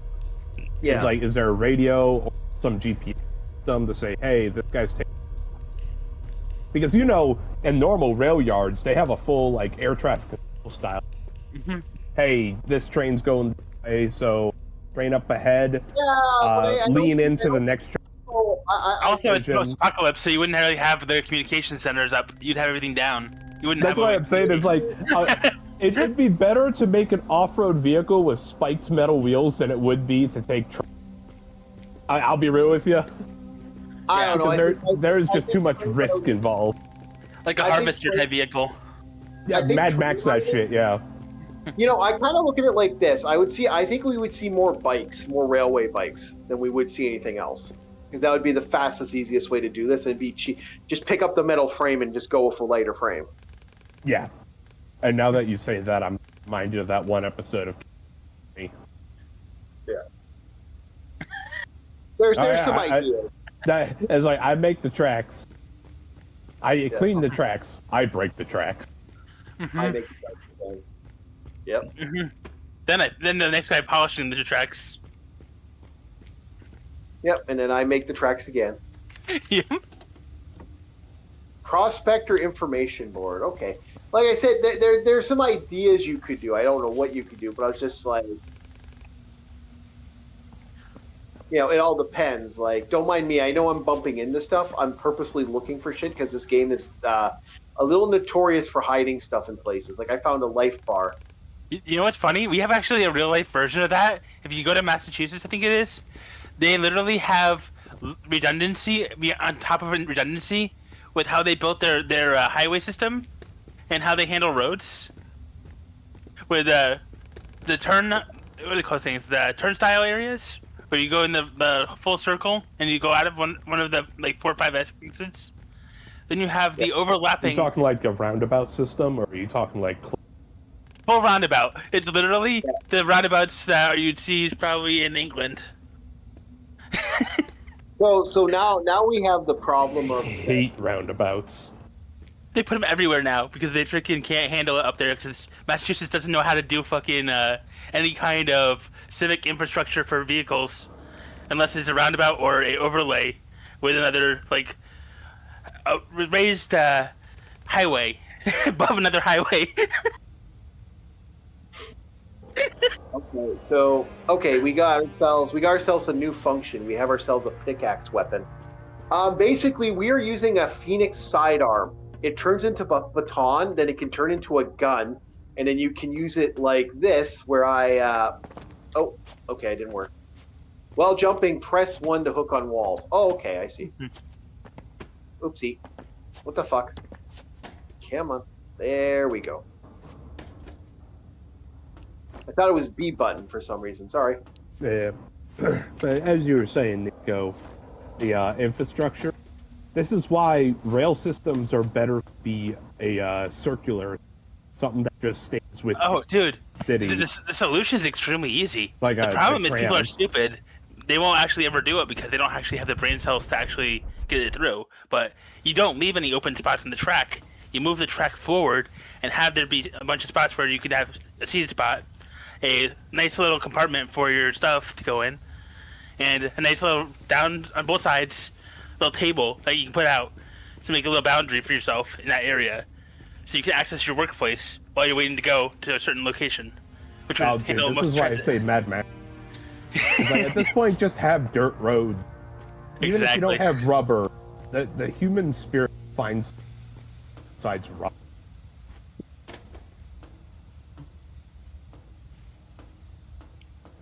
Okay, I don't know. The rail car just feels like a problem. Yeah, at that point, it's basically redundancy too. But then you actually have. I like it. But we're You have to having be that- absolutely assured that there's no other thing but yours on them. If you Yeah, no. I mean, you wouldn't have any other trains on there because the whole thing is from front to back of the train tracks thing. You have different seats that go along it, all the way around it to the end of the point. So you have your little section that you're in, and then everybody else has their little section that they go into, and it brings them through the whole thing. Are you at slow just speed. driving like the 8-lane highway? But Oh, no. Here's the It's- question. Here's the question you guys have. If it's outside the city and apocalypse happens, how many people are going to have the ability to use a vehicle? How many people None. are going to understand the vehicle? You're going to have what people can use as a thing. actually like, depends upon multiple other factors. Yeah. How recent is the apocalypse? What is the tech know-how? And is the technology completely... Because I guarantee you find enough... Trust you me. Uh-oh, we got enemies. Oh, no, we don't. No, we don't. We don't. Like Chief, your one buddy who was MacGyvered in the... You're gonna have a bunch of those people. Yeah, to be honest with you, if Because you look you at have to have that tech survive in most... Yeah. Yeah, you I can don't see have that to with go. the other guy too. There's a guy that used to be on a few channels now. He used to do road shows basically with his car. He made a giant dinosaur truck, and there's another guy that made a bunch of like giant mechs, and they crush cars for a living. Now, bitch, bang! Not to mention steam engines.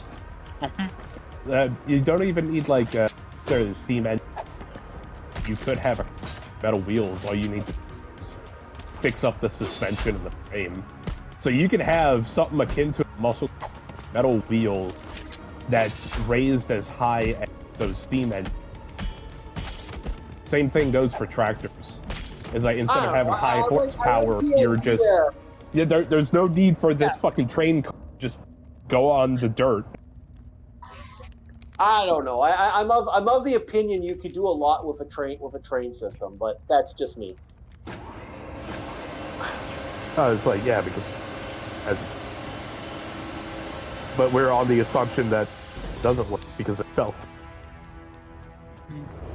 Yeah, but I like Yeah, the You Like, can totally you're run still you gonna can need totally run a comms. car on rims only. I had a bike years ago. I had a naked rim. I did it as a joke because I found a bike in the garbage and it worked. But I saw a video of this old guy driving on the road, and poor guy must not have been able to afford tires. He's riding on straight up rims, and the guy in the neighboring car is filming him. And he's like trying to explain to the guy, you know, he's gonna fuck up your rim. And the guy's like, whatever, and he's like literally grinding the steel, and it's like making that loud noise that rolling steel makes. But it will eventually destroy itself. I think because the problem is making rubber. Like resources would be weird in society. And here's the thing: in this setting, the shit's gone real. Like the shit's gone. Like, yeah, post-apocalyptic. dude. if you're not living in the mega make wooden city, wheels. Like Yeah, you but would if just you're put not- wood on yeah, the rim, like a softer material that can grind down like rubber would. But I get what you're saying. Rubber would be more scarce. It's not even if like you had better use of rubber. It might simply be that the cost of burning and melting the base material is too much, and like you know, Look. it's like sustaining that supply chain, just like gasoline. Like you'll have a better chance working with diesel. And even guys, that's you're tricky. thinking that everyone just automatically switches to the rail system without actually like understanding the rail system. What I'm saying, you would rarely You see anyone. understand the rail system? Oh, I understand the rail system. I understand that those rails will be there forever. There are Tell us, conductor. Tell us, our great expert. No. Well, I actually can, because there are parts of my area that the rails are still there. Like, yeah, the grass has overgrown it, but those rails have been there since the fucking 200 years ago. There you go, Bob. They got that in what upstate you New give York. me? People actually put bikes on them. They have like these, and there's a company, they bought a section of track and they General. actually made it into a thing you could do. You pay and you ride this special car. Yeah, I saw your robot. But that's what I'm saying, man. You could. Not perfect, but you could. Legit, Chief? Yeah. You don't even need metal. You can go back to, not horse buggy, but the old automotive stuff where wheels are made of wood. Like wagon wheels. Yeah, but wagon wheels aren't going to last as well if you have a motor system, man. They'll fucking be torn up, and they'll be torn up real quick. Well, that's why it's made of wood. Yeah, but we wouldn't think, and that doesn't guarantee that. Again, you'd be making so many of them, it'd be a pain in the ass. Where you could actually make a simple metal rod system. That is a system. You can have a wheel man. How that man survives in the early. Yeah, you could do it. He just has the 57 prepared wheels just in case. Bro, I'll be real with you. Nobody, I don't think, has ever tried that, but post-apocalypse and the technology regresses back to like the Victorian. But it still has that nice twist of Victorian. Okay, so we gotta run because this guy's like risking his life to say, yeah, oh shit. I can't believe I caught that. The only other thing I think that would work even better possibly is polypropylene as wheels. Okay, this way, I guess. Okay, let's go It's almost that like a way. type of rubber, so it kind of has a little bit more give.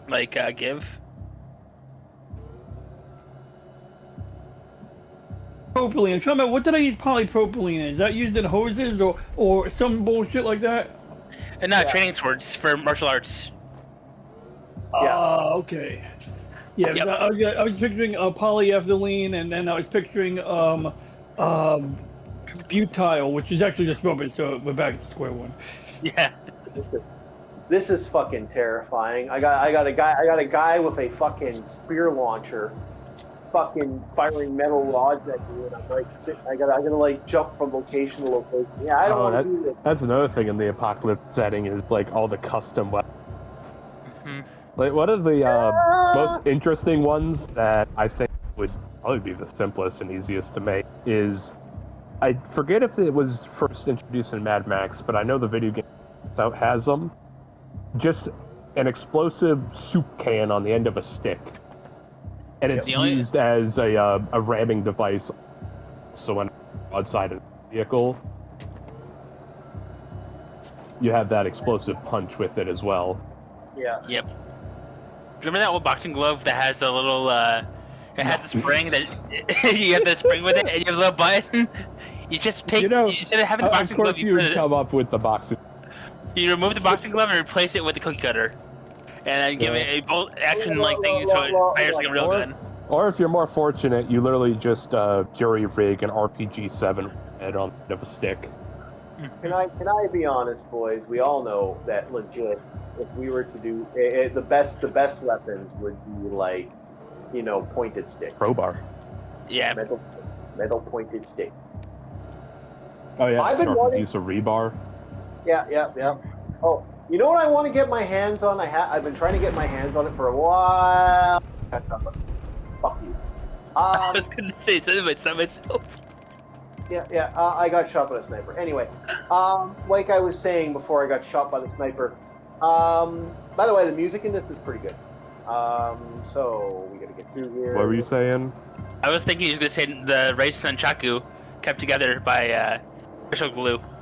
What is that? A rice chaku? A rice and nunchaku. It's basically rice that's all kept together with just glue. Nico, stop. Stop. This is about as bad as your popcorn gun. What is it gonna do? It does nothing. It confuses the enemy. They will never Why? know. What? This is life or death, motherfucker. What do you mean you're like?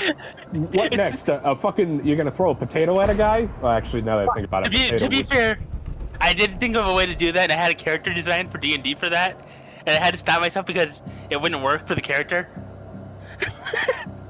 I am face palming right now, sir. It's like I will never allow you to get into the armed world. Think about this. You're just gonna use that. Okay, you know what you could make right now that would be really easy to make is a bar mace. A bar mace. Love bar. Yeah. Oh, I love them. They're so simple.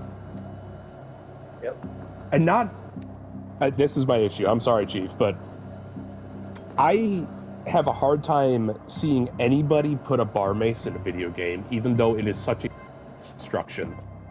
Like they'll just go straight to like the bobby stick or a baseball bat. It's like, no, dude, bar mace is fucking awesome. I really hate this fucking sniper moment. The closest we have to a bar mace, and I don't even get one, is what the ogre uses in with the power maul. That is the closest thing we have to a bar mace in a video game as of recent, but it's still more advanced than one. So to give you an idea of what I was thinking about in my head, going back to that potato thing, was I was gonna make him an enchanter, basically the character, and have a dual class as a warrior, or a ranger technically, and then I was thinking of enchanting the potatoes and then throwing them, but that probably wouldn't. That would never work. What the fuck would the potatoes do? What is this, like goddamn Pokeball? No. A lion shows up. If you enchant it, depending on what you enchant it with, you can give it different kind of effects. So it could possibly cause poison damage or some kind of other damage, depending on if it is properly set up. You know, If I have got venom a game for you, Nico. acid.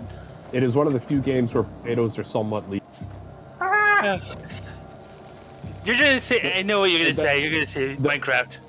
No, the Spudling boss in Kletka. Unironically, if you don't have a range advantage, the spuds that he uses, which same spud. If you for some reason don't have a ranged weapon, you could pick up those projectiles from the ground at them. I think they do like 8 damage a hit. Yep. Yeah, the tubers are kind of lethal for some reason. Depends with them. I think it's like between 8 to... And your guy fucking chucks them. So if you don't have a ranged weapon, yeah, it's going to be a little different. But after the boss fight, I have done runs. I have just picked up every own tuber, every spud on that battlefield to have a weapon. And That's awesome. I walked back with like 5 bags worth of Idaho. Because I think you could stack about 15 or 16, and then it becomes a new stack. Bob, all you need is basketball. That's all you need. Get as many basketballs as possible. Here's the problem. Basketball, while it does have an easier time hitting a target because of its size, you can't stack basketballs. You can stack tubers. They do roughly about the same damage, and Well, wait a minute. Yeah, you can stack basketballs. I put a fuck ton of basketballs in the elevator. No, We were loaded up. Chief. Stack item. That way it doesn't take extra slots. You can't stack the basketballs in Kletka, but you could stack the tuber in 1 slot. Come on, you played Minecraft. 64 stack of cobblestone in 1 slot. You need to be more innovative. I use the basketball. Actually, no. The reason Innovative? I was saying there's no need to be innovative. Yeah, you use the basketballs, and then when you run in Spudling, that is a fuck ton of projectile weapons that you can collect. Yeah, I guess you got your point there. And the basketballs only show up in level, because that's the only place that has the workout gym. Yeah.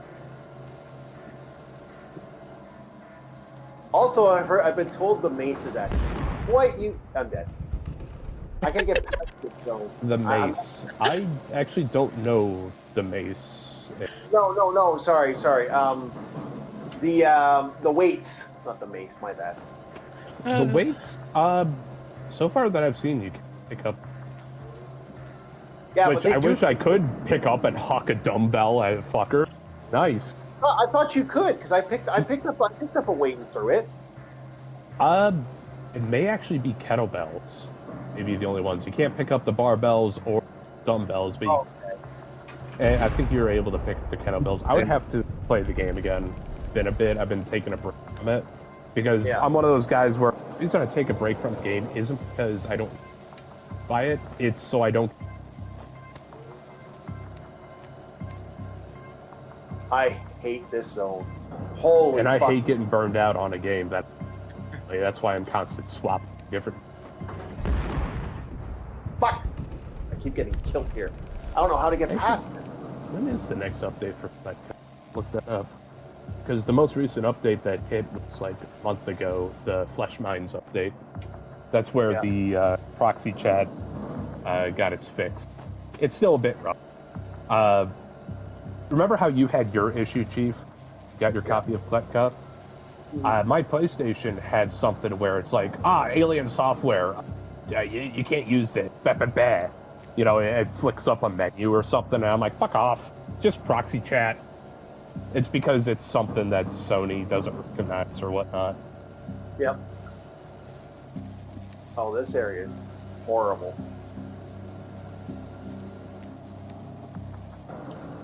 Go. Go, go, go, go, go! Fuck! Oh, man. Oh no, this is brutal. This is absolutely brutal. After you get the tubers, the next thing that you upgrade to the coggies. The coggies do like 16 damage straight. I am surprised how damaging a piece of, and it's not even sharpened like a shuriken or anything. It's just a piece of metal that looks like a.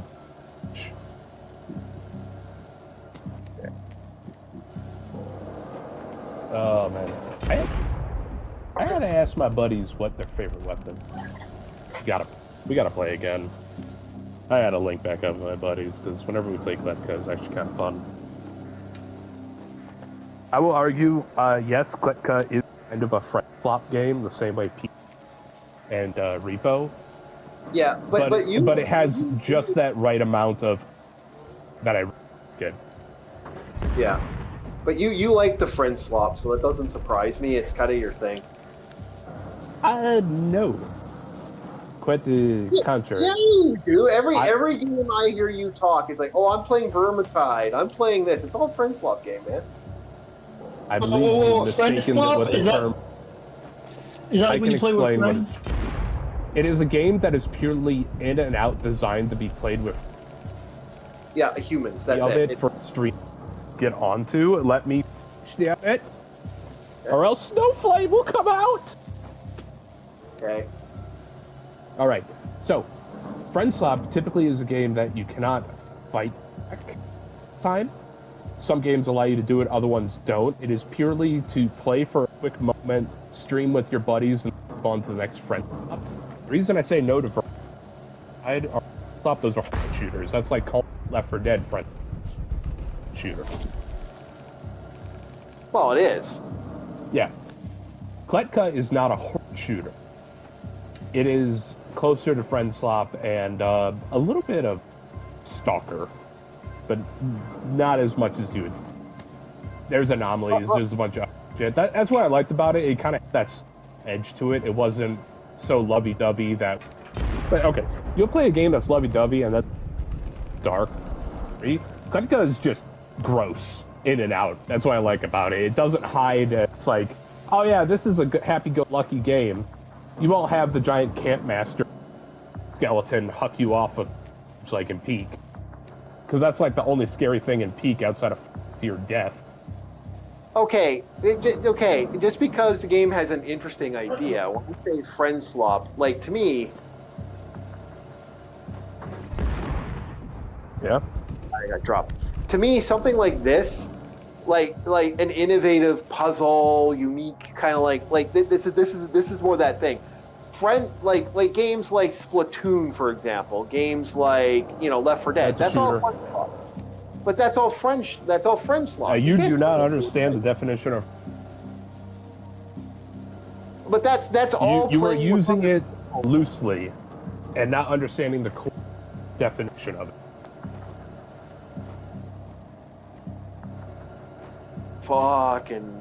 This is the equivalent of calling Call of Duty friend slop. It's like, no, it's an FPS that happens to have multiplayer. No. Like when Call of Duty first came out, it was the first shooter. Yeah.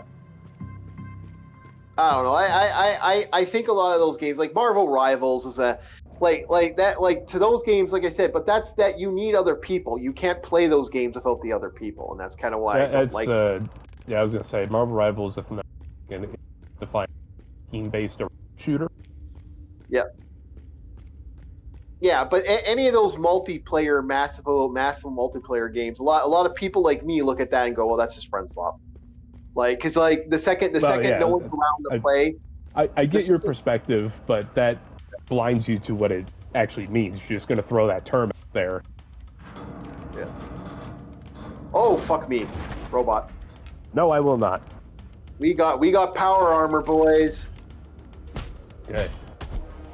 But yeah, I do agree. Kletka is friend slop in a way because it follows the same kind of that repo and that recent one. You play as like these doctor dresses. Yeah, but without people, the game just kind of falls apart. Incorrect. That's what's nice about Kletka. You can play it offline. You do not require friends. I've The tried game playing is online. perfectly it's functional. cracked. The game is perfectly functional out playing online. It's just your computer had a disagreement that Yeah. which can happen.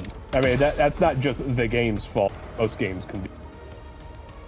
Yeah, I'm waiting for them to fix that. Once those errors stop popping up, I'm seriously considering rebuying it again. It's still a cheap game. Yeah. Because I think it would make I think that friend swap games makes great content. People like to watch people fucking losing their shit while they're playing a video game. Yep. That is kind of the point of friends. It Yep. is a content maker. Oh yeah, it is a content maker. And that's like I said, where the term comes up from is because you start realizing specific types of games that are content. You play them alone and they're the driest fucking thing in the world. I play Kletka alone. I don't consider it dry. I actually find it interesting. Oh, I got bored real quick. I played it for like 10 minutes. I'm like, I am so bored. I will never understand you. It's like somehow you could sit around play a fucking JRPG for hours. Meanwhile, something slow and menial hits you and I need my jingle key. You're like some weird butchered abomination between the attention span of a Gen Z mixed in with the slow methodical process of a I don't understand. Oh, okay. I don't know. I don't know how to feel about that as a whole. I'm kind of well. The difference is that RPGs is all about the progressive make and model. You are inevitably going to become something great. It's the power fantasy made real. That's kind of why I like them. I know that's kind of weird, but that's where my brain comes from. Okay. Yeah, I get that. Yeah, I get that for RPG. I will admit I do sometimes like that slow method. I'm always under heal and it's where it's like similar to milsim games. I fucking love games because you are not God. You are not the hero of the story. You're just a guy, another. Yeah, but I like becoming God. That's my thing. I'm a big. All right, you heard it here, people. The chief wishes to achieve apotheosis. He wants to become a god of the realms. I do want to become a god of the realms. Who doesn't want to become a god of the realms? You know. It's all about playing the game and learning the system. It's all about having fun with, like this game, for example. Like this is all about becoming something and moving around and enjoying the exploration. Is it though? We don't know that yet. You just started playing. No, I've been playing this for a while. I'm actually on chapter 2. I did a live stream of this game. I've already done a live stream of this game. Not only does this game have amazing music and good voice acting. You did a sleeper live stream. Yeah, I did an early. No, when this game came out, I did right the second. I know, but definition of sleeper. Yeah. Yeah, the second this fucking dropped in Canada, I was like, bam, instantly bought it. And the happy Nico's laughing to himself is like, yeah. Yeah, that's about right.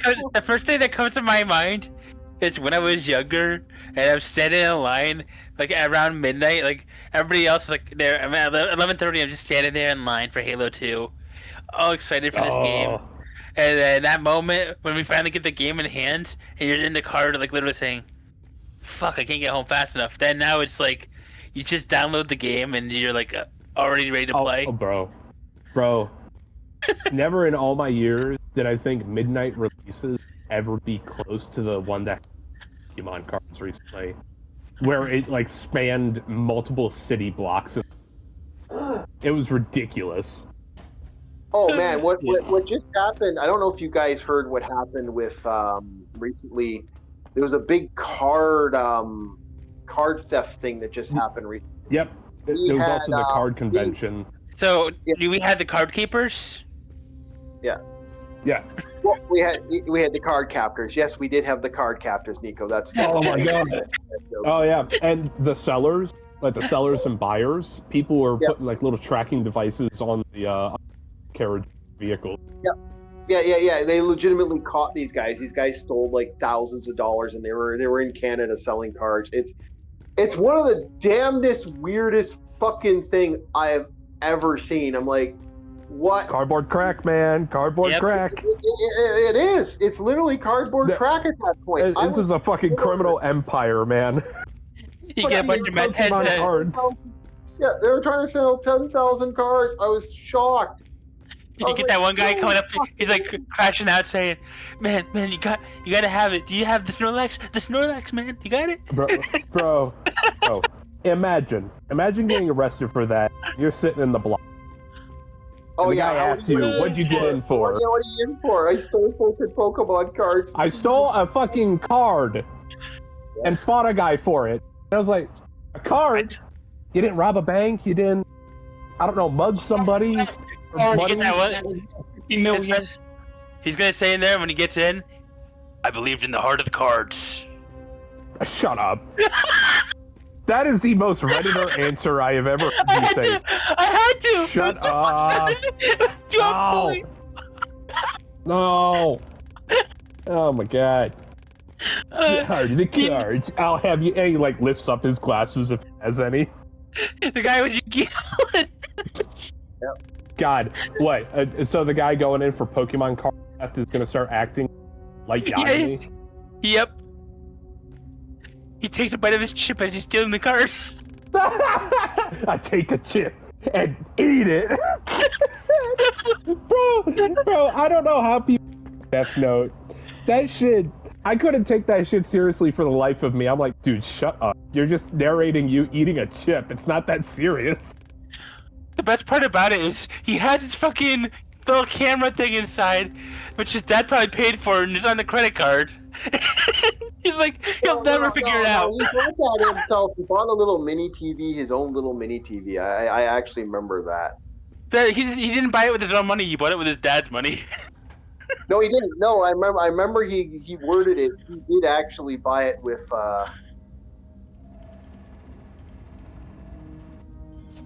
Oh my god. Man. I was thinking to Death Note is myself, so dumb. If you like Death Note when you're young, I make fun of you. yeah. At least back when I was young, Trigun actually had something to it. It's like, I can't talk too much, because yeah, I did like Bleach when I was younger, but at least I was not a Death Note, right? That was my one saving grace. I was not thinking that I was the god of the... Fuck that. Ugh. And it's like, why would you want to be the god of the new world when you could be a Shinigami, like in Bleach, you know? Yep. Who wouldn't want to be a Soul Reaper, or in the case of like Naruto, Genin Ninja, or whatever the fuck they... Or for the Dragon Ball fans, who wouldn't want to be a Saiyan? You know, when you're younger, it's like, oh, that's so cool. It's understandable. Yeah. I'm some loser with a note that kills people. Oh, wow. Oh yeah, I thought of another one that Bob has to watch if he hasn't watched it yet. Yu Yu Hakusho. Am I gonna chimp out, honestly, if you have me watch that? He's basically a really, really good one. It's one of the best ones, I think, for old animes that are I'll be real with you. Nico was talking about. But anyway. I'll be real with you. The one anime that has definitely caught my eye would be the Beer. That one I kind of like. Okay.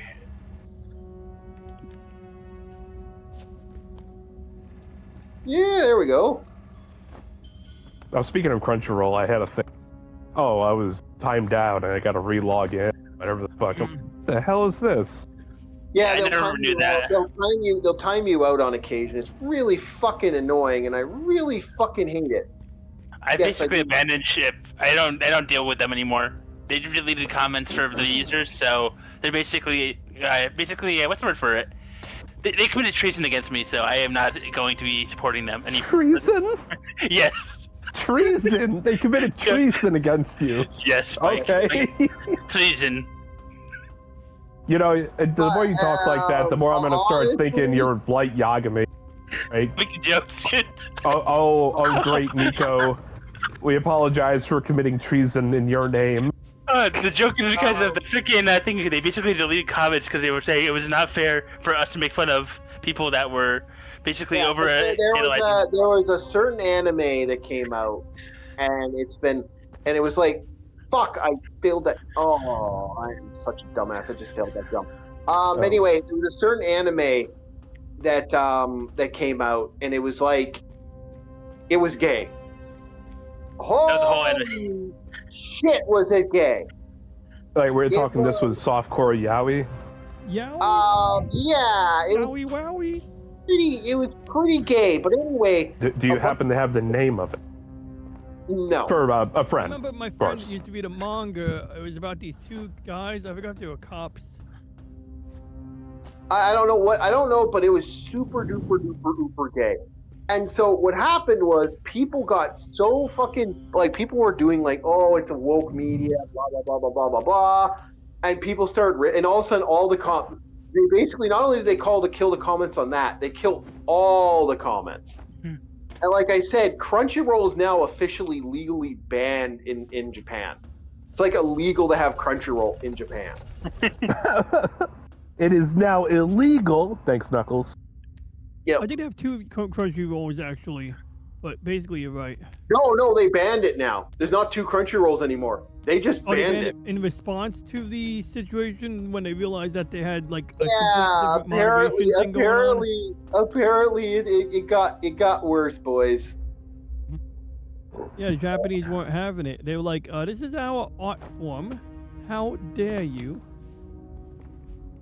Yeah, they were pretty pissed, and so they made a point.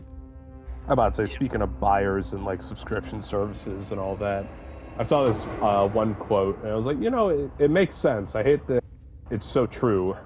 If buying isn't owning, piracy isn't stealing. Yeah. Well, that's I'm the in thing, agreement. And Yep. Amazon and all these companies, they put a buy now button next to their shit, but like then they tell you the TOS says you don't own it. Well, then why don't you change it to a rent button or a whatever the hell they want to call it? But it's like you can't tell people That would they have didn't to be read like the a fine civil print. suit. But like as long as Steam keeps some of its ruling, I will. Oh shit! I almost. I somehow made that. How the fuck did I survive that? I thought I was dead. All right. Well, What were anyway, you saying about Steam? sorry, my bad. No, Steam, like, as long as Steam keeps the rules that it has right now, I have no problem keeping Steam or GOG. But I'm not going to lie, if stuff changes, it's going to be the same feeling I have towards PS2 games. I may have owned these games, but I'm not rebuying them after a certain point. If I'm forced to rebuy something, it's because I traded it in, not because I wanted it to be something else, you know? Yeah. Oh, okay. I see. Okay. I see what you want to do here. You know, I've noticed some games, what really tipped it off was Fallout 76 when that first came around. Yep. And some other games have recently been doing it. Instead of putting their game on Steam, which has a really good customer obligation for companies, they'll do it on their own websites, game store and shit. Yeah. They're trying to like my friend put it. They're trying to wipe out Steam or become the next Steam. This is the problem. This I'm is about to the say, stupid thing keep that trying. Keep trying. It's like every game that tried to be a Halo. Yeah. We already had that conversation, and that was a stupid conversation back then too. So yeah, keep trying that. But here's the problem. Here's the problem. Inevitably, this bullshit of constantly trying to do this and trying to sell and make money, like even the Epic Game Store, which I've heard a lot of Asians like the Epic Game Store because you get free games. But I'm like, you know, I'm not really worried about it. I don't really have a big fun of this. You know, it's like I don't care. Yeah, it took me a minute to find out the name of it, but I found out for you, Bob. Yeah, what'd you find, Nico? Okay, its name was let's see, I have it right here. It was called Twilight Out of Focus. Now my question is, what did you type in the search? Oh, I Did you had say okay. I typed in search engine controversial gay anime that kills 20-year-olds comment section.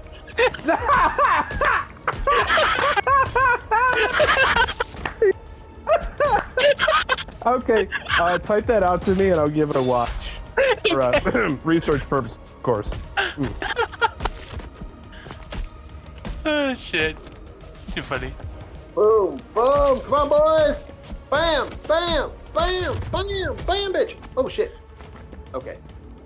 Can I get? No. I was hoping I'd get away with that. No, it's not happening. There you go, Bob. Aha. Aha. Oh, this guy's gonna be a bitch. Hit this Thank you. Power. Thank you, Nico. Power. Okay, yeah, I'm gonna restore. This fake power armor motherfucker's pissing me off.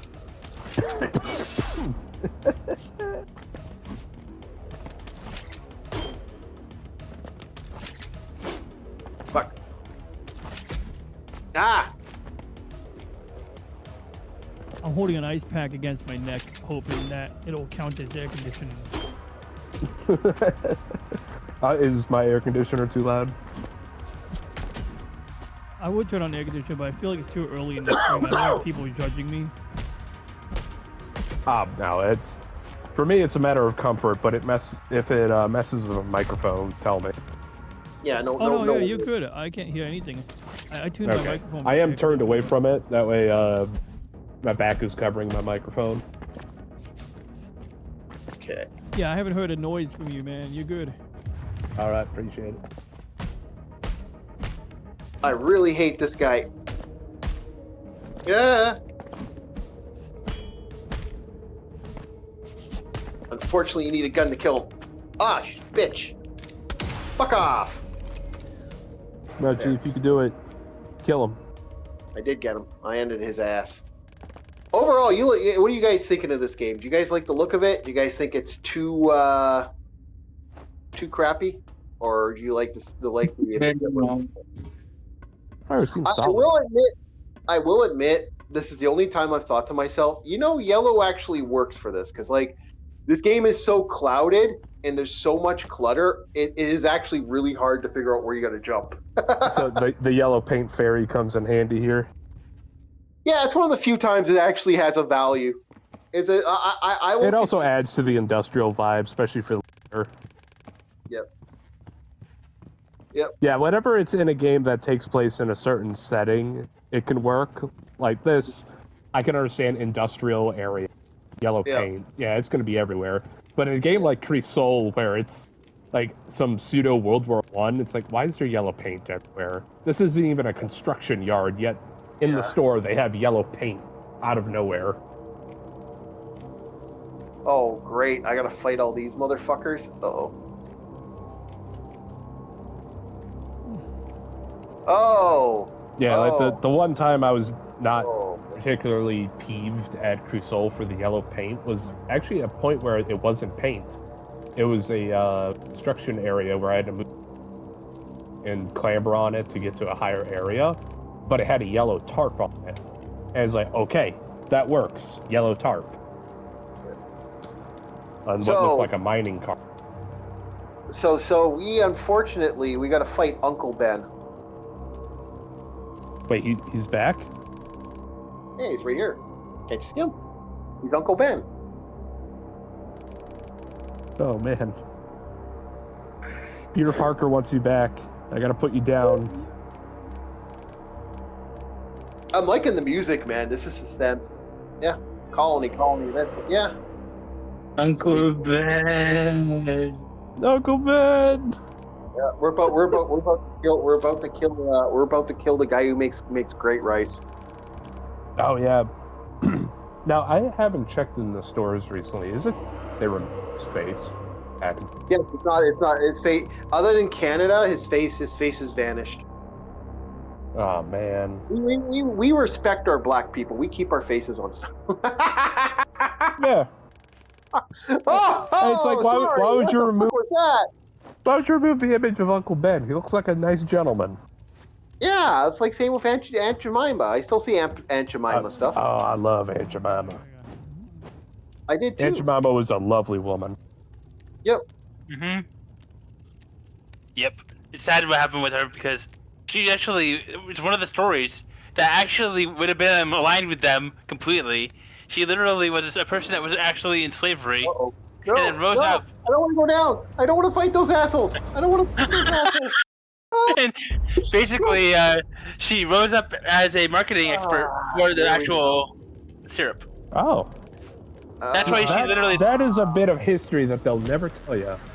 And that's the thing that's funny with that. They actually went after her specifically because they saw her as possibly a live-in nanny instead of actually as the marketing expert for the actual Aunt Jemima waffle syrup.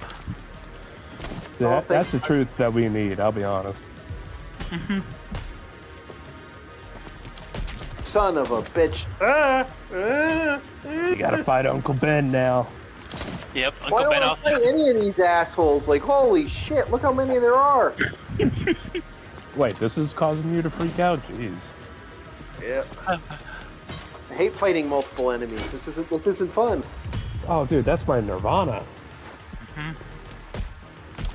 That's why I love horde shooters. The more chaotic, the better. I love it. That's how I am in Halo, dude. When I was playing Halo 2 and Halo 3 and Halo Reach, it's That's going why I around. love I want them to come Helldivers. in. I want them to come in a chain so I can go 1, 2, 3, get set up, assassinate the next guy. Like, whenever the captain Rump Panda freaks out whenever we're playing Helldivers or side, I'm like, oh, dude, just bring him over to me. More bodies, the better. I have a fucking kill count. And it's like, oh man, there are so many things firing at me at the same time. Oh, the grin.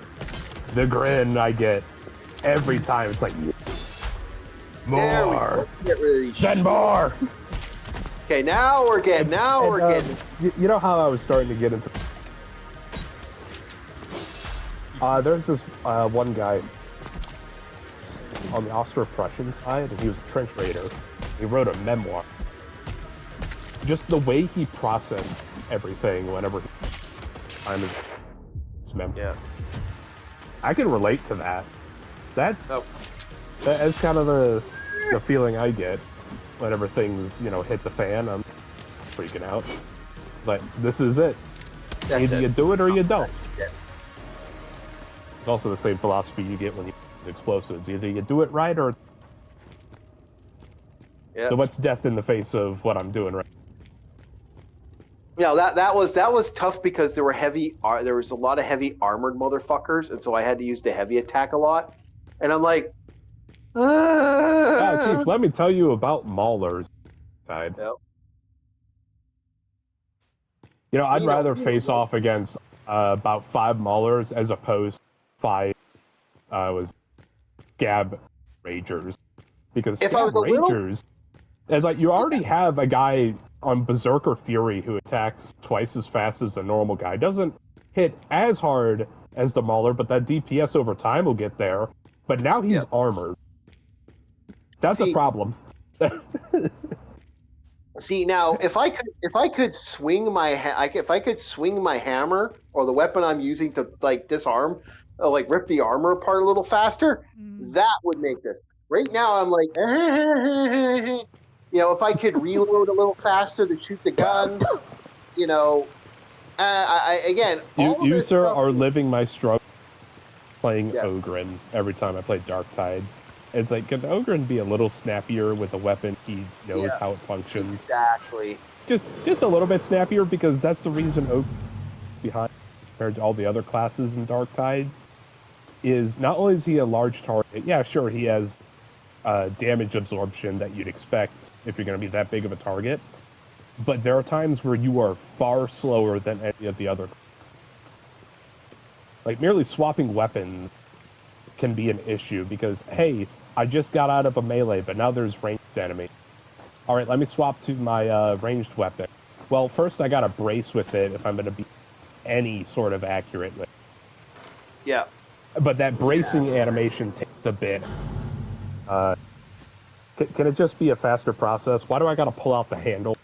I'm on either the Ripper gun or the twin laser machine gun. Just have the handle out and have them just change grip positions. Because the handle doesn't do anything; it doesn't get in the way. So, you know, my problem is, like I said, with this is just that there be my problem. Otherwise, like, and it looks like you get better options as the game progresses. That's all I kind of want. I kind of want the ability to, you know, do this without that annoyance. I can get that. Yeah, I'm not the biggest fan of small technical work. I'll be real with you. Like the prime example that comes up once again is going to be Darktide. At higher levels, you eventually have to get in such a groove that your playstyle stagnates. Yep. And it's like, dude, I'm an Ogren. I'm the size of a freight train, and I hit him with the mass of a train. Why didn't that guy get knocked over? Oh, what's even worse?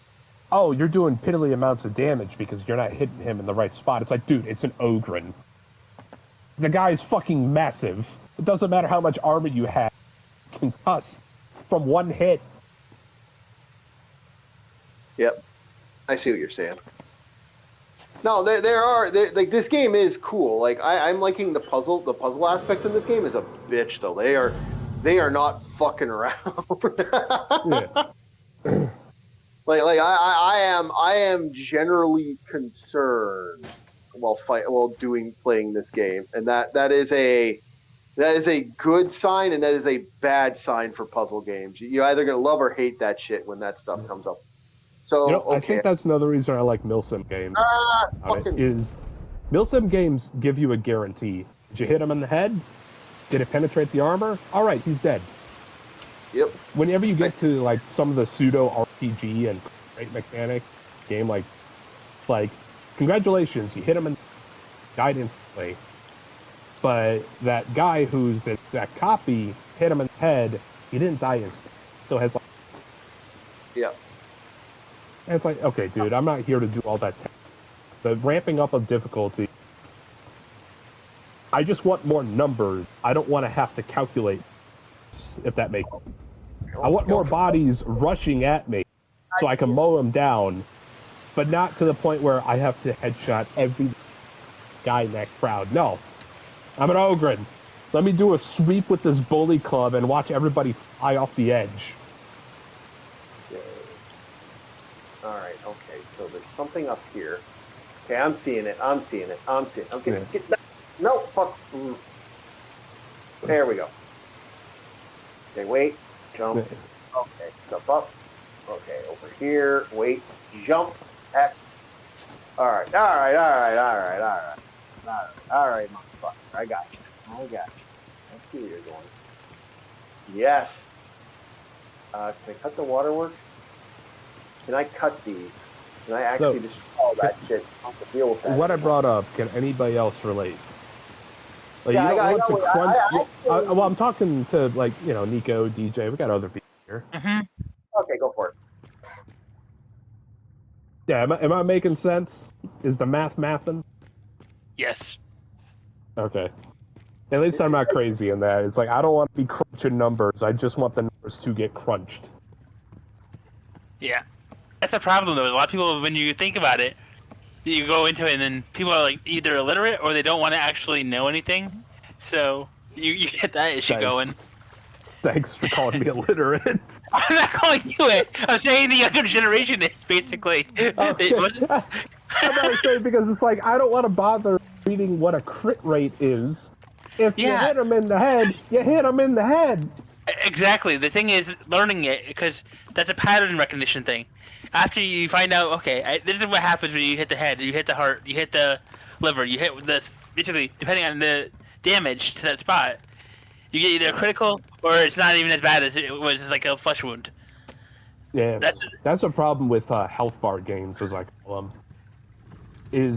I can understand certain ones like Risk of Rain. I completely get it because eventually you're late end of the run.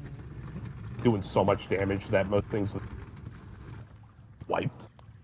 I can completely understand certain bits in health bar games, but when we are, I guess you'd say, stonewalled at a boss because we have to mag dump into him continually. Not just me, but the rest of the Yeah, example, even like Destiny. the boss. Yeah, the boss raids where you get no actual bar and you have no understanding of what's going on with it. They have they have like 3 shields, 4 little bars that are hidden. Or the health bar is so large that you can mag dump heavy weapons into them and barely hit bar. And then you have to do the phase thing. I fucking despise invulnerability. That is so dumb. Oh well. You get that 3 levels of shield, you get that armor that clear. Oh, dude, same thing for Souls games. Whenever the boss enters, like, it's like, ugh, alright, you're gonna see my true power. It's like, why didn't I just run up with, like, dagger and cut stupid little animation? It's like the Bond villains, with the whole thing where they have to do their little speech before they go and kill the guy. They go kill James Bond. They have to have their little Bond. Yeah, it's like the only bosses I enjoyed in games ones shift in game time. No cutscene. That's fucking rare, but I enjoyed it. Yeah. You know what game I think you'd like too? Prototype. I played Prototype, yeah. When I was younger, I played. I liked it. Yeah. I liked it in the same way that you would like it. It really was kind of those games. Stop. Another one like that that's kind of like... I'm hoping they make a Crisis 4. That's what I'm hoping for.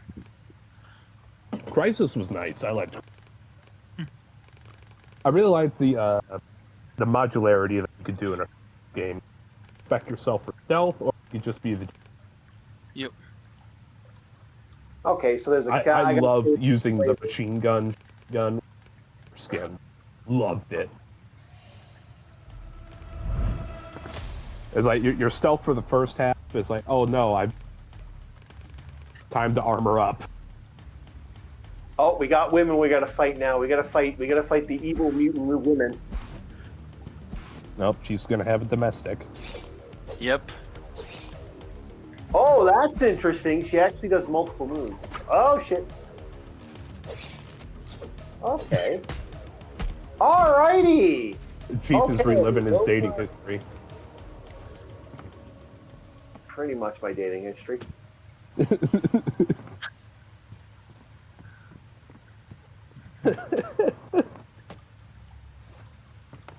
Nope, not that way. But Nico, what's a game that annoyed the shit out of you? When just hey, the crunch number. hey, DJ, what game do you got? What game do you got for us? Games? Okay, it's like whenever you butt in. I have many great games, but now you're talking about games I'm playing or games for you? No, games that you want to bring up to the group, like something to... Well, I mean, if it's just a matter of games I enjoy, I mean, like, you know, I'm hooked on Beam NG Drive. But if you're talking about games that we play as a group, that's a whole other story. That said, I played an interesting game a few weeks ago on LCX's channel, and I played it a little bit more on my own time and got further. It was a Ukraine drone pilot, and you're a guy on foot, you deploy your drone, and then every time you want to reload missiles, you get like 6, RPGs that you drop from the drone on Russians. You got to fly back. So what you do is, as you clear the bad guys, you walk closer to the front lines of your guy. So last time I played, a guy with no shirt and a shovel beat the crap out of my drone pilot. Like he didn't seem like he was harmful. And then like I start flying the drone away from the guy, and then like my drone loses signal, and I see a freaking the guy with the shovel standing over my body. I'm like, oh, I thought he was Ukrainian. I thought he's like one of the Ukrainian militia. Didn't realize he was Russian. You found a Florida zone. Yeah, it was like a Florida man in Ukraine. You were assaulted by the Florida man with a shovel. I really want to play Chorus, but last time I tried to load it up, the control scheme was all messed up. So I don't know if it's just a matter of me hooking up my PS4 remote and it'll just work, or if I got to sit down and figure out how the hell to get my PS5 remote to work with it. But like that game is just a good Starfighter game. It is a really good one. It's got a story about this woman. She's a former cult member, and she's got these like Jedi powers basically, and the right of the senses, and she's got an AI who like is living in a sphere inside her fighter plane, and he talks like this, and like when you're fighting bad guys, you'll be like, Batman. "Go get him," like give him no mercy. He'll tell you like rip into them and shit. It's pretty cool, but yeah, it's a great game. So we have I just- Batman the jet plane. But yo, it talks like it does talk like Batman. Oh, shit. So it's yeah, okay, there we go. Wee! I'm almost up It's the like you have the main staff working on the plane, and your character is off. I don't know, over in the chow line, and then the plane's like, "Where is she?"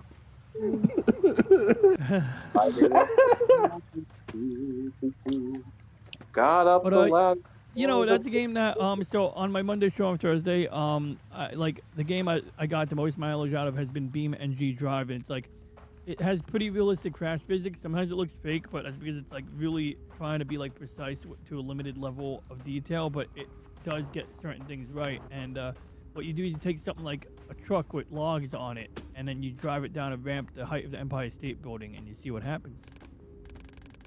I have seen content creators do Yeah, a within lot of years BG ago. Drive. it It's used to be usually popular. like have a bunch of cops chase one car ordeal. Oh a yeah, Hollywood that's a set. mode. That is a mode in the game. I don't use it much because I don't want to be chased by cops. It reminds me of real life. But now, jokes aside, Okay. I knew you were in the mob. I knew it. the mob don't get chased by cops. I talk about like when you're a kid and you're throwing eggs in and you like at the supermarket and then you run and then they pull up with you grand and then luckily they don't arrest you. They just throw the eggs at the ground and say, "Get out of here." Nothing but the riff-raff. Get out of here. Oh, we got a couple things to look at actually coming up very shortly, so that's gonna be fun. Okay, got rid of her. Blew her brains out. Double entendre. Nope. Oh. Actually, just shot her in the head. Watch. All right. Well, welcome Like to that. disappointing service. That'd be $5.99. $5.99. I need about $3.50. Not 350. God damn it, monster! God damn, Loch Ness Monster. Someone did an old video of that. I haven't seen it since, but I remember it was on YouTube at one point. There was this thing where someone actually just like did the whole, like, going to be about 350. That whole thing, someone did a thing like that. It was like one of those more interesting. I just haven't seen it since, and I was like really upset because I was like, damn it, that was cool. Why'd someone get rid of that? Like, I think it was Paramount. It was not. It was either Paramount or one of those other organizations that legitimately turned it off. And I'm like, that was a funny one because it would actually show all the monster things where he's like, you know, then the monster did this, and I'm like, look, monster, here in this household we make money. It was like that whole fucking spew. It was actually really fun. You know, that was one of those few South Park jokes that I fucking loved. Is just the bum Lockster always asking this one. Yeah. It's like, I don't think they've ever asked what he needed the 350. Nope.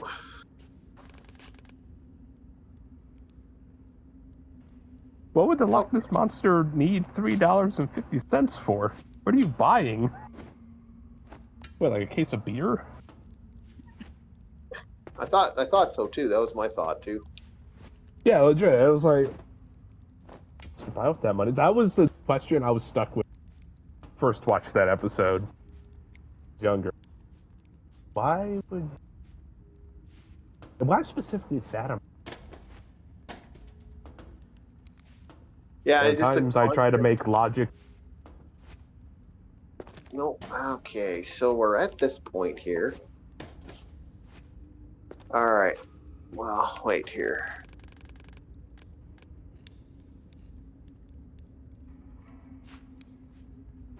Okay.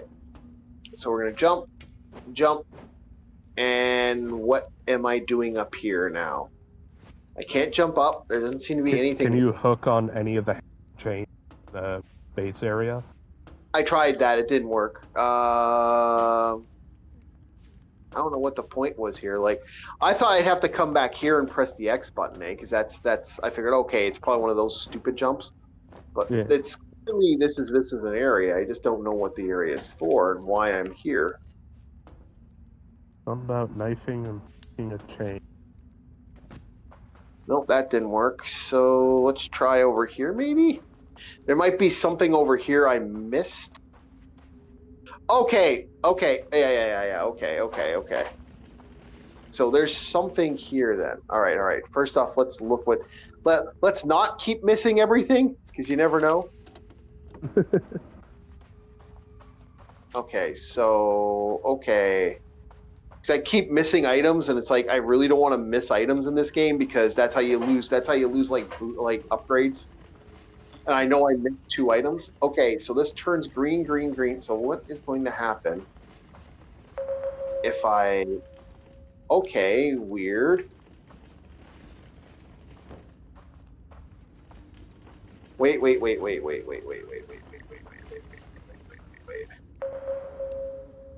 Watch it be something very simple. Okay, yeah. Okay, you noticing everything's turning green now? Yeah. I think I got it. I think I unlocked it. Hmm. See.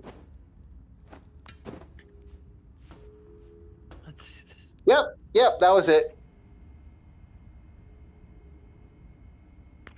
You did it, Chief. It was something very simple.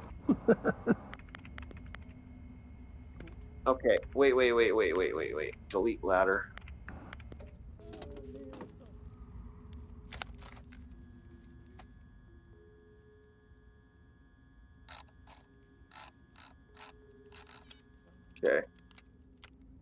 Okay, what was the code here? I chain X knife. Okay, I chain X knife. Help you morons. I chain cross knife.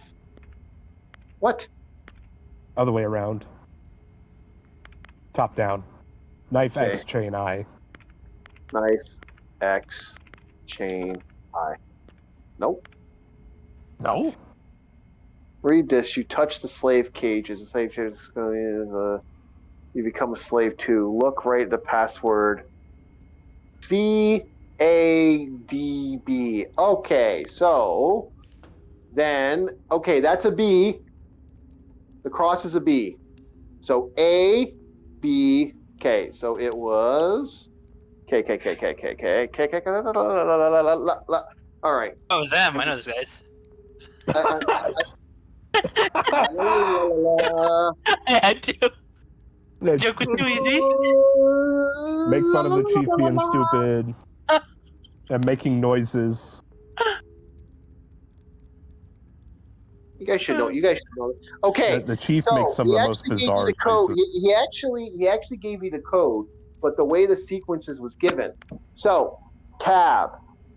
So what he means is cab. So you go cab. We're going to be looking at the cab here. So you'll pull up the pen and paper, because we're actually at this point in the game, which is actually awesome. I love when these games do this. Paper. Maybe being facetious. La. Well, okay. Remember CADB. Then, okay, Bob, do me that solid. No, I was asking if you're being facetious. Like, I love it when games make me. No, I do like that. I actually legitimately like it. When Okay. I thought you were. So CABB. So CA. So that is knife. Oh shit! No, I fucked that up. Blah. Okay, let's try again. Okay. Fuck off. Fuck off, tablet. Stop being annoying. So C is chain. A is knife. D is I. B is cross. There we go. See? Once I figured that out, it was easy.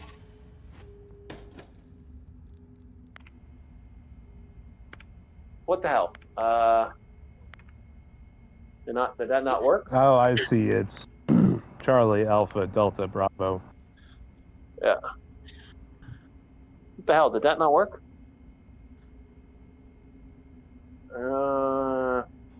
Unfortunately, this game will. I wonder if he's 3 layers too deep. Maybe. Sooner or later, he's gonna change sides and he's gonna be working for the other side. I'm not thinking of that. I'm thinking about the puzzle. Oh. Yeah, when okay. you're 3 layers too deep, it's getting. I thought he was gonna go 3 layers too deep and go into the rice cakes. No, I got it. Oh, he's already there. I'm already there. What the fuck are you talking about? Yeah, he enjoys those jelly donuts. We're not playing that game yet. I've kind of decided not to. Although I do have the banned cop game is on here. So good. No, I was talking about Pokemon. Brock and his jelly donuts. Oh, I thought you were talking about the game. No, I was making a Pokemon reference. Simulator. Yeah, I do have the police officer simulator. There we go. They're free. No, Just is say that the that. title? Because I'd argue Ready or the police officer simulator. No, I actually have. It's a game. I can't remember. It's something beat. It's something the On the Beat. I think is the name of the game, and it's a police officer game. You play a cop. Okay. Yeah. You play Beat Cop. Gotcha. Yeah, beat I cop. really ought to pick up Ready or Not again. It's brutal. See. Yeah. No. I've already played through it. It's just that new DLC. Oiling. That oil rig mission was annoying because you'd engage a target, but you wouldn't quite get them, and then they run off. But you can't sprint because you're always in tactical. You can do. So you can't really chase them, and they just bolt, and then you'll find them somewhere else, and you're almost on both your ears and the helicopter surveillance, because that guy has thermals and he could roughly locate where these guys are. It definitely tests you. I remember me and my buddies, we were trying to get this one achievement, like the Wild West achievement, where you only do the mission with the cartel tunnel. Oh, that was something. I do like how like the bright lights fuck with these guys because they've been in the sewers long. Discord moderators. The first thing that comes to my mind is we don't have any Harry Dristons down here. They actually no. I'm Harry Driston, motherfucker. We don't have any of those guys. We would have heard that by now. To be fair, the funny part about that too is the nose and the mouth being open. Literally, they made it look like he had an alien face up into the freaking. Bob, I have a mission for you. He did get sentenced, apparently. So, A mission? Yes, I do have a mission. Find out how he got sentenced. Are you talking Johnny Somali? I mean, shit. Asking. I No, know we just he got did Johnny Somali, Reddit mod guy, just got sentenced. Oh, the Reddit mod. I am whatever his name was. Yeah, you Well, find actually, it. that was the alias that he claimed. You have to figure that out, Bob. Yeah, that alias he used was actually. It's based off a book called The Dress. Yeah, it was like this guy doing vigilante justice.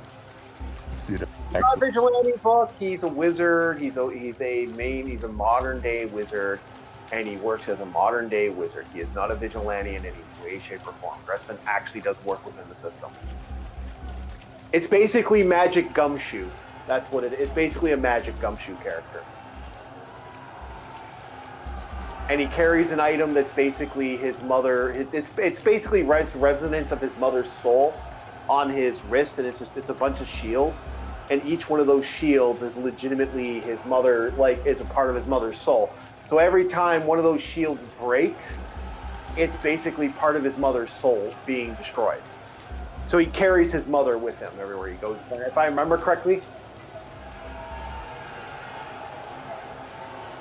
Yeah, it's an interesting thing. Okay. Yeah.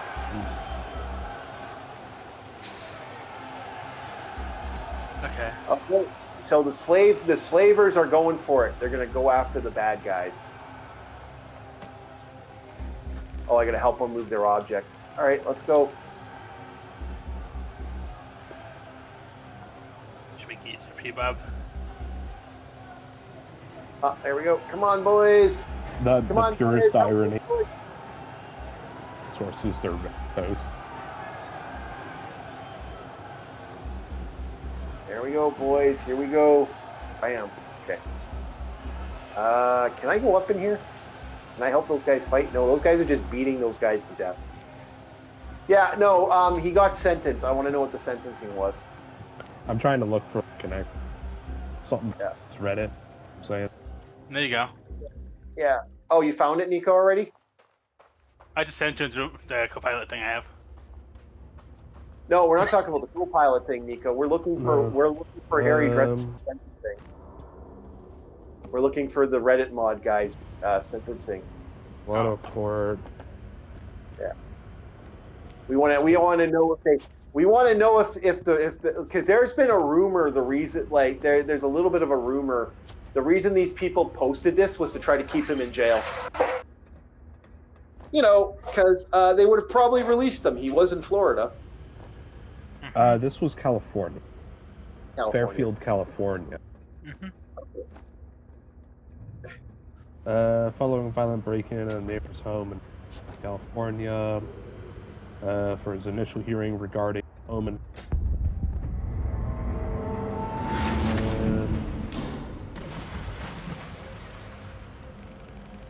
it may still be in process. I would say. Yeah. Okay. So let's see. This helps at all.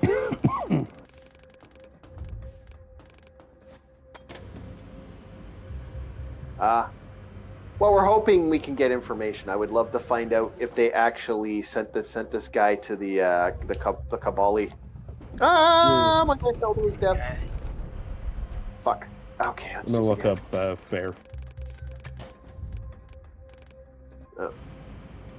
Yeah, put it in your DMs. You DM me? I DM'd it to him, and then we did DM to you as well.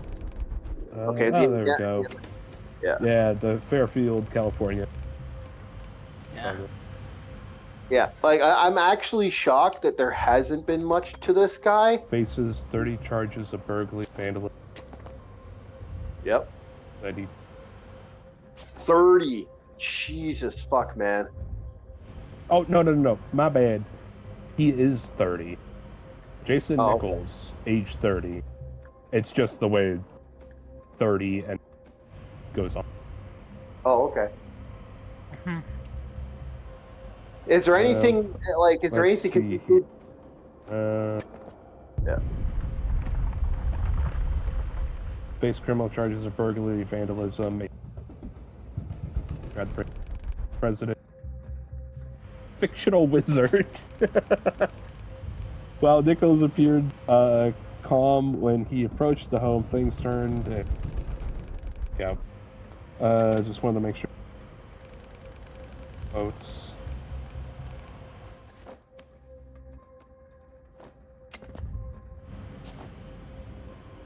Fuck.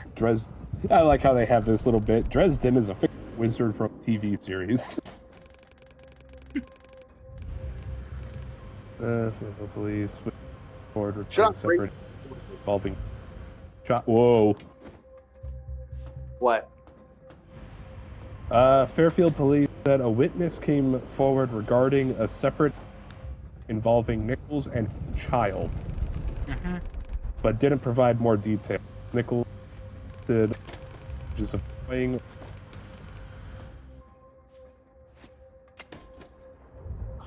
Okay. At one point, Nichols removed the. They So, have court case. Come on. Yep. Police According arrested to the- Nichols, took him to a local hospital treatment, Llano County Jail. Nichols lives behind the home bond at 20.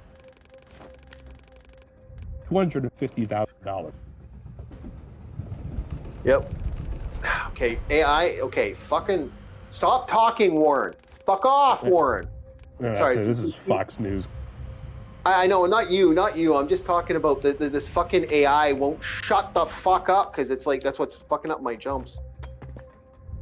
Because you're Warren. There's an AI in your head talking to you. I'm assuming that's the machine that they put in his head. But the problem is the machine won't shut the fuck up. Like here I am, and it's like, Warren, you got to take proper jumps and you got to time it right. No fuck. Yeah, I sort of know. This is the 15th time I've died, you bitch. Knock it out. Shut up. I love that it's doing that because it's literally like babying you because of the gameplay. Yeah, everything's falling apart, Warren. Yeah, I think the pumps are completely in the system and unstable. Yes, I know. Fuck up. See, look, So good. my character can't do anything. He wouldn't move to the side. Bubsy Bobcat. Yeah, I hate it, man. Shut up. See, look. You can see it. My character's like reaching up. He's not reaching to the side. Fuck off, you fucking. Yeah. Oh, can I take off the on top? suspicion of an thing. Nope. Right, so that's something that's up in the air. Yeah, So this is CBS talking. Off the screen shake. That is driving me nuts. Okay.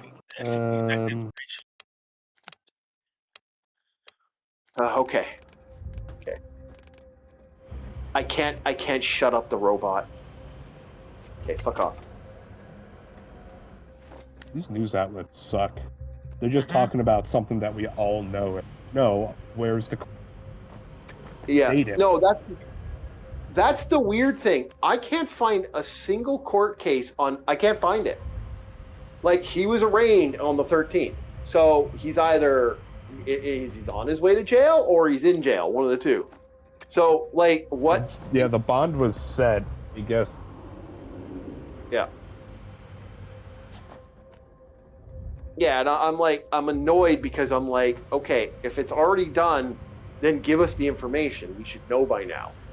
And it's like I'm not the only one watching this. There's 4 people watching this right now that I know of that are like paying attention to this guy's case, because this guy, you know, not only they call him Harry Dresden, I'm hearing all this other shit that we're hearing. And a mother of a child is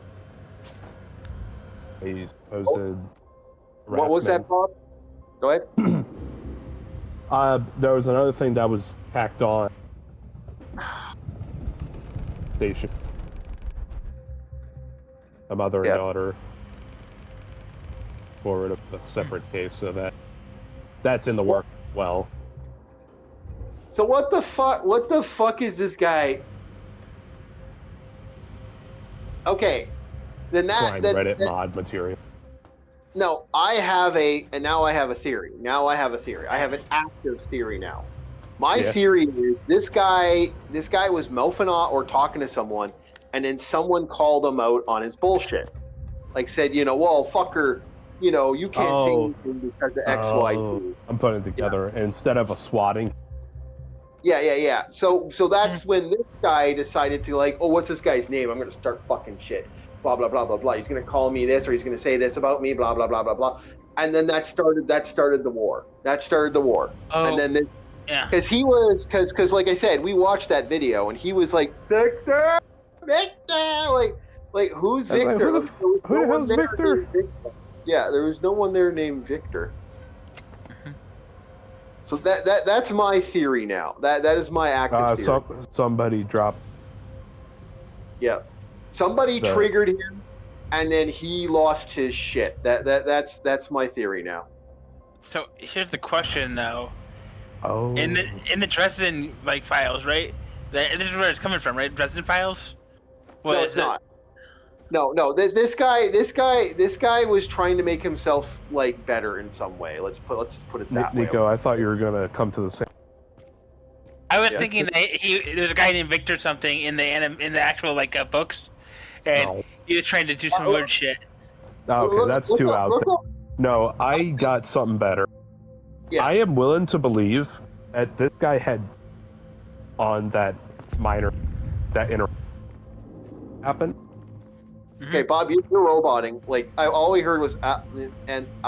One moment. Oh, good. I thought it was One my moment. Let me fix CPU this.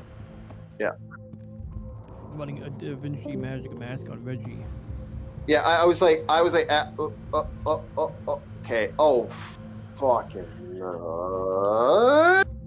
I followed some of it, but I couldn't actually whole thing. I couldn't get it. He's got to come back. La la la. All right. Okay, you got Sound check. Go ahead. Okay. I'm willing to believe that that previous interaction with the kid, if this is to be believed, somebody had dirt on him. That's what caused him to go over the edge. My theory is this. And then it was using that interaction to somehow create a plot that would get this guy to go over the edge and say, she's at this address, come get her, kind of thing. You know, like, what if somebody was trying to be Moriarty? I have a theory. My theory is this. He got somebody threw some rep at him. Someone put something on him, or he has a rep over something. Something happened to him. Now somebody cocked off. Now this guy is already at that point where he's like, he's at that like dangerous motion basically. Lotion? This guy is, to put it bluntly, he unfortunately he's got people like talking shit about him. He's got that He kind of looks like Newman from Seinfeld. He's the definition of insecure after seeing that doorbell interaction. Yeah. So somebody said, blah blah blah. Someone started mouthing off to him, and someone cocked off because someone knows the rep. Someone knows the story. And because of that, whoever knew the story got him fucking going. And because they got him going, well, people like that, once they're off to the races, So kind of what I said, but not exactly. Yeah, I think addiction, but alcoholism, but they not definitely had some alcoholism. dirt.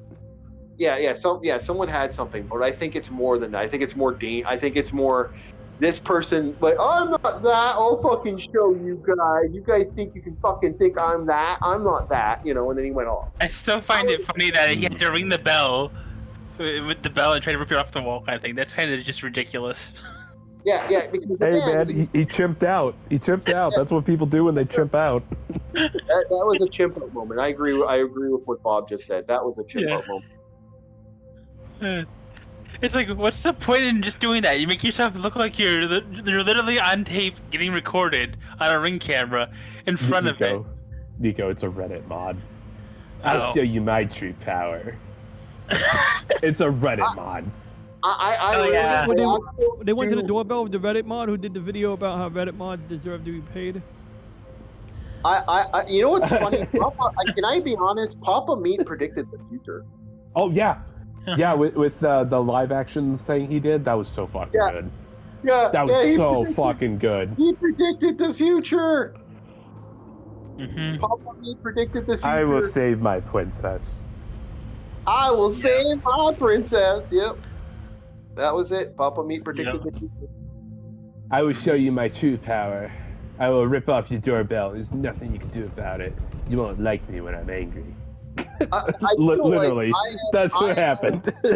like I am Harry Dresden. That whole thing, when he said that, like he was clearly okay, is there a character named Victor in the Harry Dresden files? Is there actually a person named Dresden? You know what? I'll look this up. Look it up. There might be a guy Nico, let's do a double research. Let's see if it exists. Yeah. Because maybe there's something there. I don't know. Let's put our peanut brains together to create a bigger brain. For some reason I pictured the scene from Zoolander where the two guys are fucking beating the computer, and it's like the monkey sound comes off, like the. How did you know? I literally had that. Oh my god! There is a guy in it. It's the very first victim in the entire series. It's the first villain. It's literally the first villain, Victor. Yeah. Oh, Oh my God. Maybe, holy shit, maybe legit this was an actual thing. Holy fuck. You Oh probably my read God. this. You probably just got done with the first book. Holy shit. No, holy shit. This Okay, man was LARPing hard. this man was LARPing hard, but here's the thing. Here's why I say it was a LARP. When he screamed Victor, was he who is he talking to? Because I still have a theory. Okay. Because His he name is shouted Victor Sells. Yeah, but he shouted a handle. You're this when he shouted because when he got in a fight with somebody, he shouted a Reddit handle. So The Shadow Man? No, she shouted a hand. No, Vic, not Vic, no. Little dressed in there. Our Reddit mod shouted a handle. Yeah, that's what Nico's asking. If it is the Shadow Man, then he really was fucking in the trenches of his mind. No, he shouted a Reddit mod handle. He shouted a handle. He went, "You're blah blah blah blah blah," right? And you couldn't hear it because fucking the guy was screaming. Oh yeah, he was overloading the microphone. Yeah, he shouted a handle, and buddy, and the actual homeowner was get the fuck. He started screaming at the top of the bar. Chief, I don't know if you guys saw it, but the thumbnail that is about this guy. Yeah. Every time he's screaming in the Ring doorbell, he is, even though it's screaming, he's soy pogging. Yeah. That is the soy pog face right there, where you can see up the nose and the mouth is open. Yeah. Prime Reddit material right there, soy pogger. What floored me with this was, like I said, I was. Can I jump up? No, I can't. Okay. Okay. Just so you know, I took a picture of this, and it looks like an alien. Did you take a picture of a peanut? You know, you gotta see this. This is like evilly done. Yeah. No. This guy is this Harry Driston guy is yeah, no. I It's am the funny. hero of this story. Just you wait. Just Yeah, you There watch. you go. Yeah, There you go. All right, let's see it. I want to see this. Shit. It's E.T., the extraterrestrial, angry. Buddy, like I said, I've heard a lot of people say, man. Like I have friends who have kids, man. When they saw that, holy shit! I won't lie, Nico. When I first saw the thumbnail for this guy, I legit thought that was like an angry face. But no, that's just the man's big old nostrils right in the camera. Yeah, when I first saw the thumbnails that the chief was showing me and other people's thumbnails of the guy screaming into the Ring doorbell, I thought that was the eyes. And I thought it was like somebody making a joke of the horrors of Reddit. Yeah, you know how people do like those audio memoirs or whatever the hell, where they talk about all the bad things, and then it turns out to be like, no, this one interaction with this absolute mongoloid loser LARPing as a fucking wizard. You can't make this up. You can't make this up. He's wearing a long jacket and flip flops. Oh, dude, every news source was like, he was wearing a trench coat. That was like, the only thing he's missing is a fedora. Oh my god. And a katana. You know what I said about that because I was talking to people. You know what that reminded me of? The media is still hard, still has a fucking hard on for the trench coat mafia from back in the day.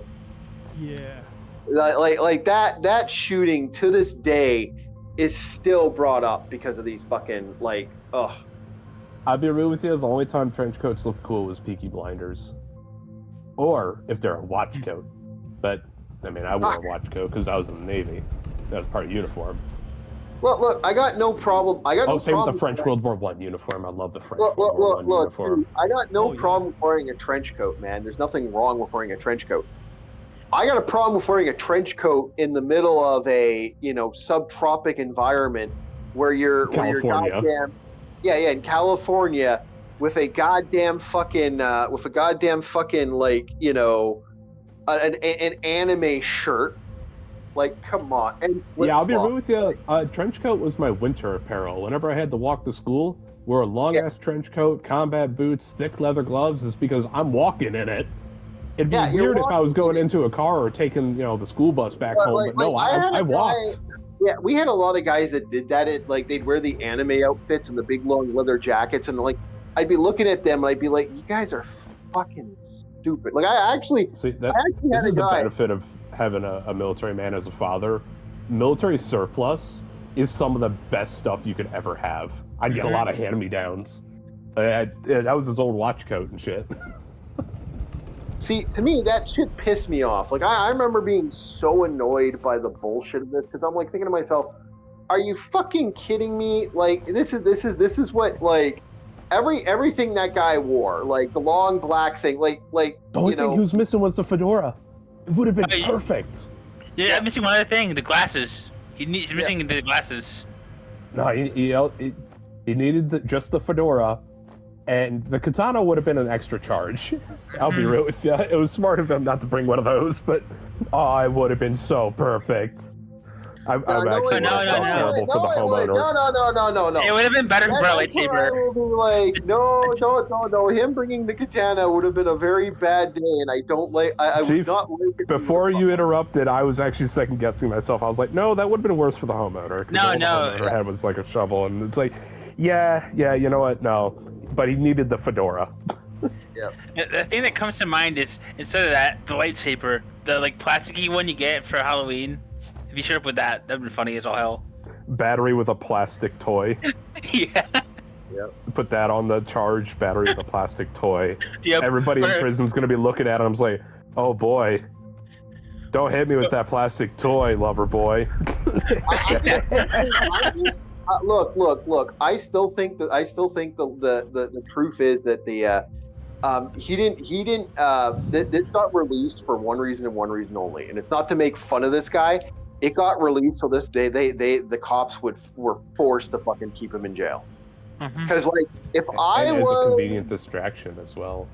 it makes it so that you can't what's it called? Like I love the fact that like the funny thing is, and the only people that aren't really talking about this, we always talk about conservatives and all that, and like there's that political bias. I don't hear anybody talking about it in a political bias.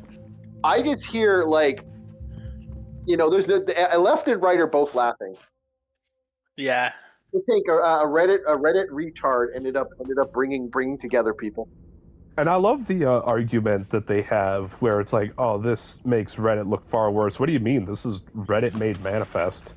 Yeah, it literally is. It's Reddit. It's like, literally... what do you mean it made them look worse? This is what you are. Yeah, that's Reddit in real life. This is what you are. Losers abusing power that doesn't really exist. Yep. Without pay. So we run into this shit with Discord mods too. You got to be very careful because some Discord mods are just complete fucking chucks. Yep. And they're fucking they're fucking annoying. Like I've run into a lot of chucks over the years, and I'm like, this is why I love Papa Meat's videos. Whenever he talks about Reddit mods, Discord mods, all these things, it's so good. But I always laugh at that because it's like he knows what it's like because we've all dealt with these guys, and these guys are fucking just annoying. Absolute tools. It's the mindset I will of save having... you, princess. I will be the protector. I'm not a creep. Yeah.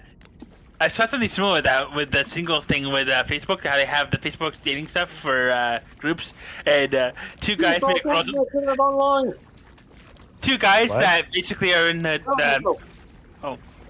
Oh. Okay. Yeah. All Don't right. say it. All right. Let's have a seat and eat some popcorn. This one's freshly made. You want some kettle corn seasoning with it too? Yeah. Don't do that. Anyway.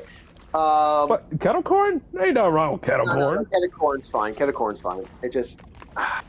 Okay. Okay. If I say anybody who doesn't like kettle corn, I question your humanity. I wish this had a kettle corn. I wish this had a scan button because now I'm stuck. I don't know where I'm. One of the most dangerous things whenever it came to kettle corn and popcorn, if you ever go to Cabela's, shit.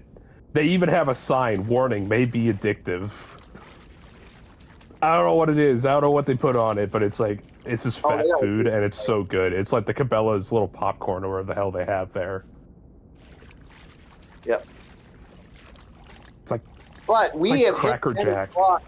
We have hit 10 o'clock, boys, and I am completely Yep. lost. I might actually have to figure out where to go next because I went to the underground area, and it looks like the underground area doesn't do anything. I guess Oh, I'm you supposed. don't have your Game Informer game guide? No, I don't have my. Dude, I miss those so much. You do not know how much I miss those.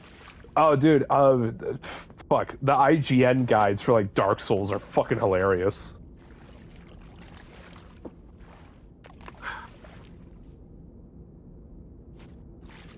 So I don't know where to go next, and I'm kind of wondering. I'm going to, and we're going to end it though because we got to 10. So if you guys Yeah. want to see more of this game, give me a heads up. We'll definitely play it if we get a chance. Yeah. All right, boys. I'd like to thank everybody who joined us for tonight. This was fun. This was great. We had a good time. We had a good chat. Tomorrow will be more Zelda, more comic book and we'll actually have that conversation about Babylon 5. So DJ has another thing he has to show up to. All right, guys, have yourselves a good night, and we'll see you next time on Orc War Chief Reviews. Like, subscribe. We are a retro community. Have a look at our retro stuff. Join and have a look at those people. Is there anybody on right now? Let's have a look. You just ordered barbecue. And someone's watching something with barbecue TV or something like that. I just heard barbecue. Oh, I thought a chick joined. I'm looking for a live stream right now. So what did you say about Babylon 5 and me? Oh, Mass Effect Babylon 5. We're just waiting for my internet to connect because my internet's being a freaking ass right now. Hold on. The guest There we did go. nothing wrong. Oh, okay. So we have ourselves is Logan on today there? Ours? Probably not. Probably not. Okay, then we are going to Ooh, Bucky is great. Hey, Go watch Bucky. No, Bucky quickly, and oh my god, Bucky's good.